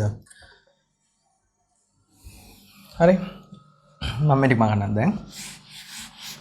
දැන් වැඩිම තර්ක ලියන්න ගියේ නැහැ මොකද මුල් අවස්ථාවේදී ගොඩාරියක් අපි අවශ්‍ය තර්ක ලිව්වනේ. මේකේ තීර කොටසත් අපි දැන් අවසාන වීඩියෝ එක විදියට මේකේ තීර කොටස බලපු හින්දා මේව දැන් මතක් වෙන්න ඕන. අවශ්‍ය කොට ලියා ගන්න. හරිනේ. දැන් මොකද ගන්න පුළුවන්ද? අපි දන්නවා දැන් R1 අංශක 15ට වඩා අඩු වෙන්න බෑ. මේකේ sin එකේ ගමු.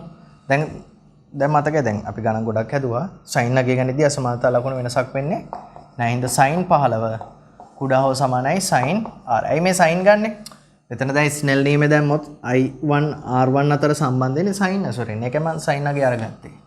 sin 15 ගේ අපිට දීලා තියෙනව නේද? sin 15 0.25යි ආසන්නව. මෙතන sin 15 වෙනකොට මම 0.25 ආදේශ කරා. ආදේශ කරගන්නේ. 0.25 ආදේශ කරගත්තා. හරි. දැන් මට ස්නෙල් නියමෙන් I1 R1 අතර සම්බන්ධය ලියන්න පුළුවන්. අර n sin θ ගුණිතය නියත කරන්න. වාතයේ දින වර්තනාංක 1යි වැඩි කිරීම sin I1 සමානයි ප්‍රිස්මයේ තුලදී වර්තනාංකය අපි ප්‍රිස්මයේ වර්තනාංකයේ මූල දෙකයි නේ. ප්‍රිස්මයේ ද්‍රව්‍ය වර්තනාංකයේ මූල දෙකයි sin අභිලම්බයත් එක්ක සාධන කෝණයේ sin අගේ sin R1. පැහැදිලි? දැන් මම මෙතනට ආදේශ කරන්න 0.25යි අංශක නෙමෙයි අගය. මෙතන අංශක නෙමෙයි අගය අහන්නේ.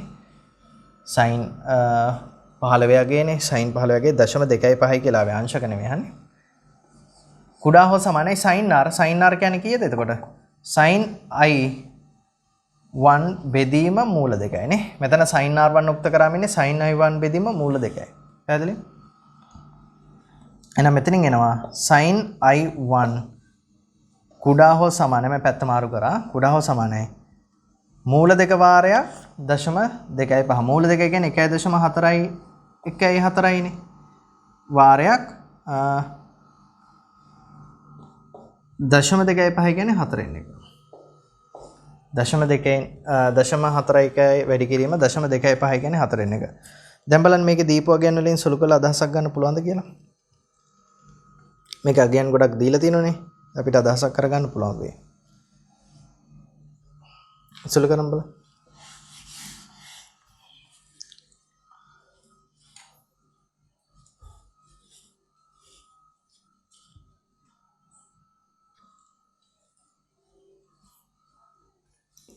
හරිද?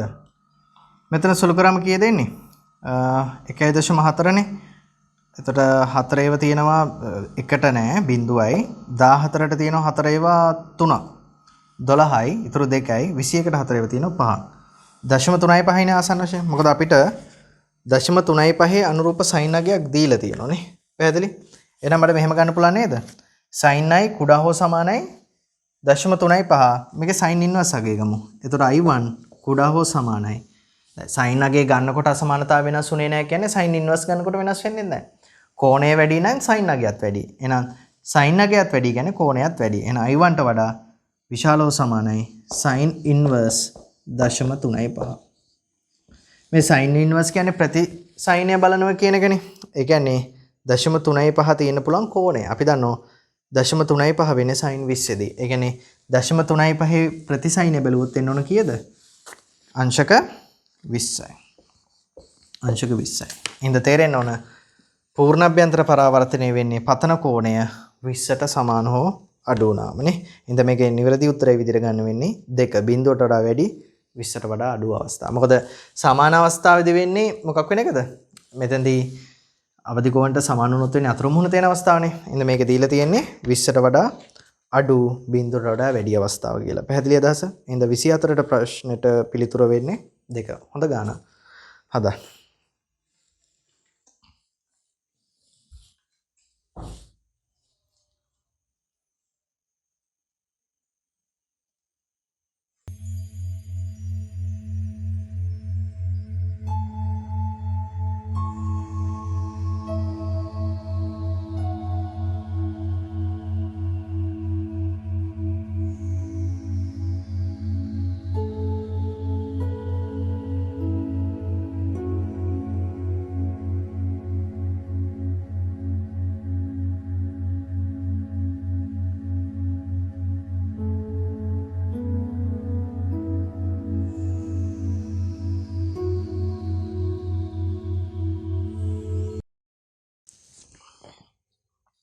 හරිද? ඊට සබලම 25 වෙනි ගැටලුව. පහත කුමන වගන්තිය අසත්‍ය වේද? මෙතනදීත් අපිට ප්‍රිස්ම වල සම්පූර්ණ තීර කොටස් ටික අහු වෙනවා. හරිනේ. අවම අපගමනයක් පවතින අවස්ථාවේ කිරණ සටහන එහි කෝණ සමච්ඡේදකය වටා සම්මිතික වේ. හරිනේ. ඒක දැන් අපි කතා කරානේ. ඒක හරි. A සමානයි R1 ධන R2 වේ. හරි. A සමානයි R1 ධන R2 කියලා සමීකරණයකුත් තියෙනවා. අනිත් එක මොකද්ද? I1 ධන I2 සමානයි A ධන D. D කියන්නේ මොකද්ද? අවම අපගමනය. අවම අපගමනය වෙන්න ඕනේ අපගමනය. හරිනේ. 3 I1 වැඩි වෙන විට I2 වැඩි වේ. ඒක අපි තාම එක සැරේට දන්නේ නැහැ. අපි එහෙම තියෙන දෙමු. අනිත් ටික බලන්න. 4 PQ පෘෂ්ඨයෙන් ඇතුළන ඕනෑම ආලෝක කිරණයක් PR පෘෂ්ඨයෙන් නිර්ගත නොවීම සඳහා මොකද වෙන්න ඕනේ? ඒ විශාලව සමානයි 2C. C 45 නේ ආවේ. එහෙනම් 2C කියන්නේ දෙවාරයක් 45 90යි. ඒ කියන්නේ ප්‍රිස්ම කෝණය 90ට වඩා වැඩි හෝ සමාන වේද? හරිනේ. 4 වෙනි ප්‍රශ්නේ හරි. A සමානයි 90 සහ I1 සමානයි 90 විට ආලෝක කිරණයේ අපගමනය 90ක් වේ. දැන් එතකොට අපිට මේකේ විසඳන්න ඕන අවස්ථා දෙකක් තියෙනවා. 3යි 5යි. අවස්ථා දෙකම බලමු අපි. 3 බලමු. I1 වැඩි වෙන විට I2 වැඩි වේලු. මේක මම තියරි කොටසේදී සාකච්ඡා කරා. දැන් බලන්න අදහස වෙනම ගන්න පුළුවන්ද කියලා. මෙන්න මෙතනින් එක අදහසක් ගන්න පුළුවන්. හරි. මේ බලන්න. අපගමන කෝණය පතන කෝණයත් එක්ක වෙනස් වෙන ප්‍රස්ථාරය කොහොමද ආවේ? මතකයිද? මෙහෙම ප්‍රස්ථාරය.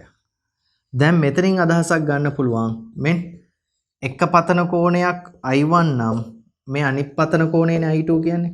ඒ කියන්නේ එක් අවස්ථාවක පතන කෝණය I1 ඒ වෙලාවේ නිර්ගත කෝණය I2 නම් දෙවෙනි අවස්ථාවේ පතන කෝණය තමයි අර නිර්ගත කෝණයට සමාන වෙන්නේ. ආලෝකයේ ප්‍රතිවර්ත මූලධර්මයට අනුව අර එක් කිරණයක් ඊට ප්‍රතිවිරුද්ධ මාර්ගයේ යවුවම මොකද වෙන්නේ?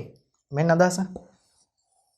සිදුවන කෝණික අපගමනය එකම අගයක් වෙනවනේ. මේ විදිහට ගියාම සිදුවන කෝණික අපගමනයයි මේකනේ. මේ ආලෝක කිරණ මේ පැත්තට එවුවොත් සිදුවන කෝණික අපගමනය මොකක් වෙනවද? සමානයි. අර විදිහටම යන්නේ.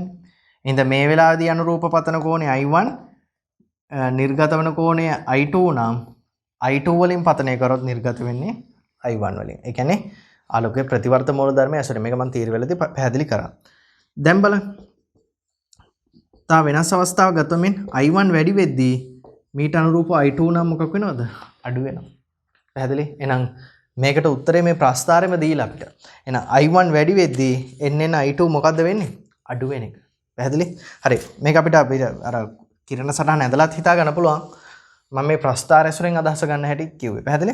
I1 වැඩි වෙද්දී I2 අඩු වෙන එකයි වෙන්නේ. ඒ කියන්නේ තුන්වෙනි පිළිතුර තමයි මේක අසත්‍ය වෙන්නේ. පැහැදිලි? හරි. මේකනුත් පෙන්න ගන්න. අදහස ගන්න. මේකනුත් පෙන්න ගන්න. මම තා විදිහකටත් පෙන්න.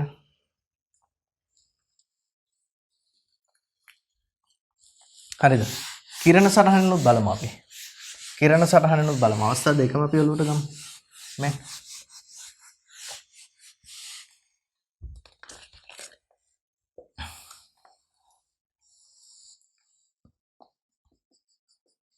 හරි. හරි. මේ තියෙන I1 මේ තියෙන R1 මේ තියෙන R2 මේ තියෙන්නේ I2. හරිනේ?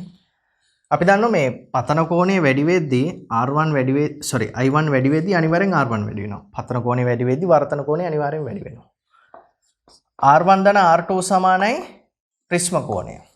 එහෙනම් අපි දන්නවා R1 වැඩි වෙද්දී අනිවාර්යෙන් R2 මොකක් වෙනවද? අඩු වෙනවා. R2 අඩු වෙනවා. එහෙනම් පතන කෝණය වැඩි වෙද්දී වර්තන කෝණය වැඩි වෙනවා. පතන කෝණය අඩු වෙද්දී වර්තන කෝණය අඩු වෙනවා. එහෙනම් වර්තන කෝණය අඩු වෙද්දී R1 වැඩි වෙද්දී R2 අඩු වෙනවා. වර්තන කෝණය අඩු වෙනවා නම් අනිවාර්යෙන් නිර්ගත වන කිරණයත් මොකද්ද වෙන්නේ? අඩු වීමයි සිද්ධ වෙන්නේ. නම් තේරෙන්න ඕන. I1 වැඩි වෙද්දී R1 වැඩි වුණා. R1 වැඩි වෙද්දී R2 අඩු වුණා. එහෙනම් පතන කෝණය අඩු වෙද්දී වර්තන කෝණයත් අඩු වෙන එක වෙන්නේ. I2 අඩු වෙනවා. හින්දා තේරෙන්න ඕන.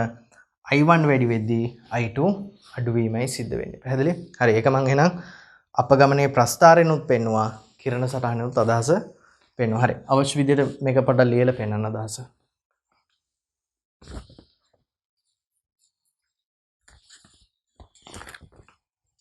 හරිද? අපි පස්වෙනි වගන්තියත් බලමු. එහෙනම් පස්වෙනි වගන්තිය හරියන්න ඕන. හරි. කමන්නේ අපි අදහස බලමු. දැන් උත්තරේ තෝරගෙන ඉවරයි. එතකොට 25ට එන්න ඕන 3 අපි පොඩ්ඩක් බලමුනේ. A සමාන 90යි I1 සමාන 90 විට ආලෝක කිරණයේ අපගමනය අංශක 90ක් වේලු. මෙන්න මේකත් අර තියරි මතක ගන්න එක සැරේම ඔලුවට එන්න ඕන මේකේ. අර A විශාල හෝ සමාන 90ක් වුණොත් නේ සම්පූර්ණ කිරණ පූර්ණ අභ්‍යන්තර පරාවර්තනය වෙන්නේ. A සමානයි 90යි කියන්නේ A සමානයි 2c අවස්ථාව. මතකයිනේ? ඔය A සමානයි 2c අවස්ථාවේදී මම කිරණ සටහන එක සැරේට ඇඳලත් පෙන්නලා තියෙනවා. කොහොමද එන්නේ? මතකයිද? A සමානයි 2c අවස්ථාවේදී 90න් ආවොත් මෙතෙන්දිත් මොකද්ද වෙන්නේ? අවදි කෝණයෙන් පතනය වෙලා අතුරු මුහුණ තොස්සේ යෑමයි සිද්ධ වෙන්නේ. පැහැදිලි? ඔතේ ඕක මතක් වුණා නම් එක සැරේට හොඳයි ඉතින්. මේ මොකක් අවස්ථාවද?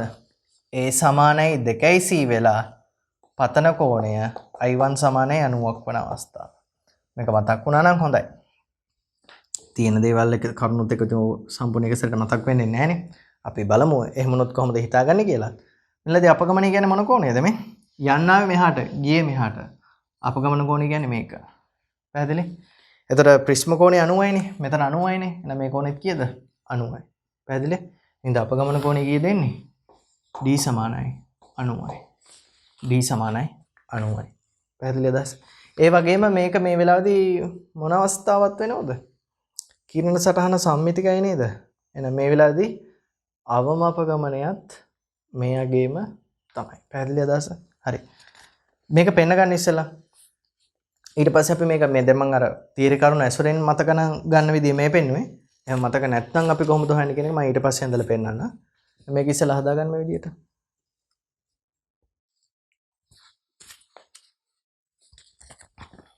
හරිද? මේක මතක් වෙන්න ඕන මම තීර වල දැන් කිව්ව විතරයිනේ. දැන් තීර කොටස කරා විතරයිනේ. ඒකින්ද ඔකටියන්ට තීර කොටසේ වීඩියෝ එක බලපු ගමන් මේ පේපර් එක කරන්න මේ අදහස් වලට එන්න ඕන. හරිනේ? හරි. දැන් බලමු ඒක දැන් අමතක වුණා. දැන් ඔක එක සැරේට මතක නැහැ. A සමානයි 2c වෙලාවේදී මේ මෙහෙම කතාව මතක නැහැ. එහෙමනොත් කොහොමද ගාන හදන්නේ කියලාත් බලමු අපි. ගොඩක් වෙලාට වෙන්නේ ඔක අමතක වෙන එකනේ නේ. මේ බලන්න. ප්‍රිස්ම කෝණය 90යි. හරිනේ? මෙන්න. ප්‍රිස්ම කෝණය 90යි. පතන කෝණයත් 90ක් වෙලා. පතන කෝණයත් 90ක් වෙලා. හරි? I1 සමාන 90. අපි දන්නනේ දැන් මෙයාගේ මූල දෙකයි කියන්නේ වර්තනාංකයේ මූල දෙකයි කියන්නේ අවදි කෝණය කීයද? අංශක 45 කියලා අපි දන්නවනේ. ඒක නැවත හොයන්න දෙයක් නැහැ නේ. මේ එකම ගැටලුවේ කොටස් පහක් නේ අපි හදාගන්නේ. අවදි කෝණය 45. එහෙනම් අපි දන්නවා අවදි කෝණයෙන් ආවොත් අතුරු මුහුණ තොස්සේ යනවා. අතුරු මුහුණ තොස්සේ ආවොත් අවදි කෝණයෙන් යන්න ඕන. එහෙනම් මේ ආලෝක කිරණ යන අංශක 45න්. ඒක පැහැදිලිද?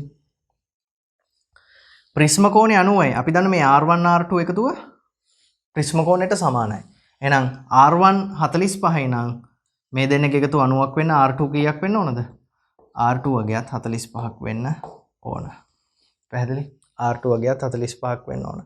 එහෙනම් අවදි කෝණයනේ 45 කියන්නේ 45න් આવත් ආලෝක කිරණය මොකද්ද වෙන්නේ? අතුරු මුහුණත ඔස්සේ තමයි ගමන් කරන්නේ. පැහැදිලි අදහස? ඉතින් I1 90 වෙදී I2ත් 90 නම් ඕනනම් මට සමීකරණයෙන් පුළුවන් I1 ධන I2 සමාන A ධන D නේ. එතනිනුත් පුළුවන් අපිට D හොයාගන්න අපගමනය හොයන්න. නැත්නම් මේ රූප සරහනෙම අපිට හොයාගන්න පුළුවන්. ආලෝක කිරණය යන්න හැදුවේ මේ පැත්තට මෙහෙට යන්න හැදුවේ. හැබැයි ගියේ මෙහාට.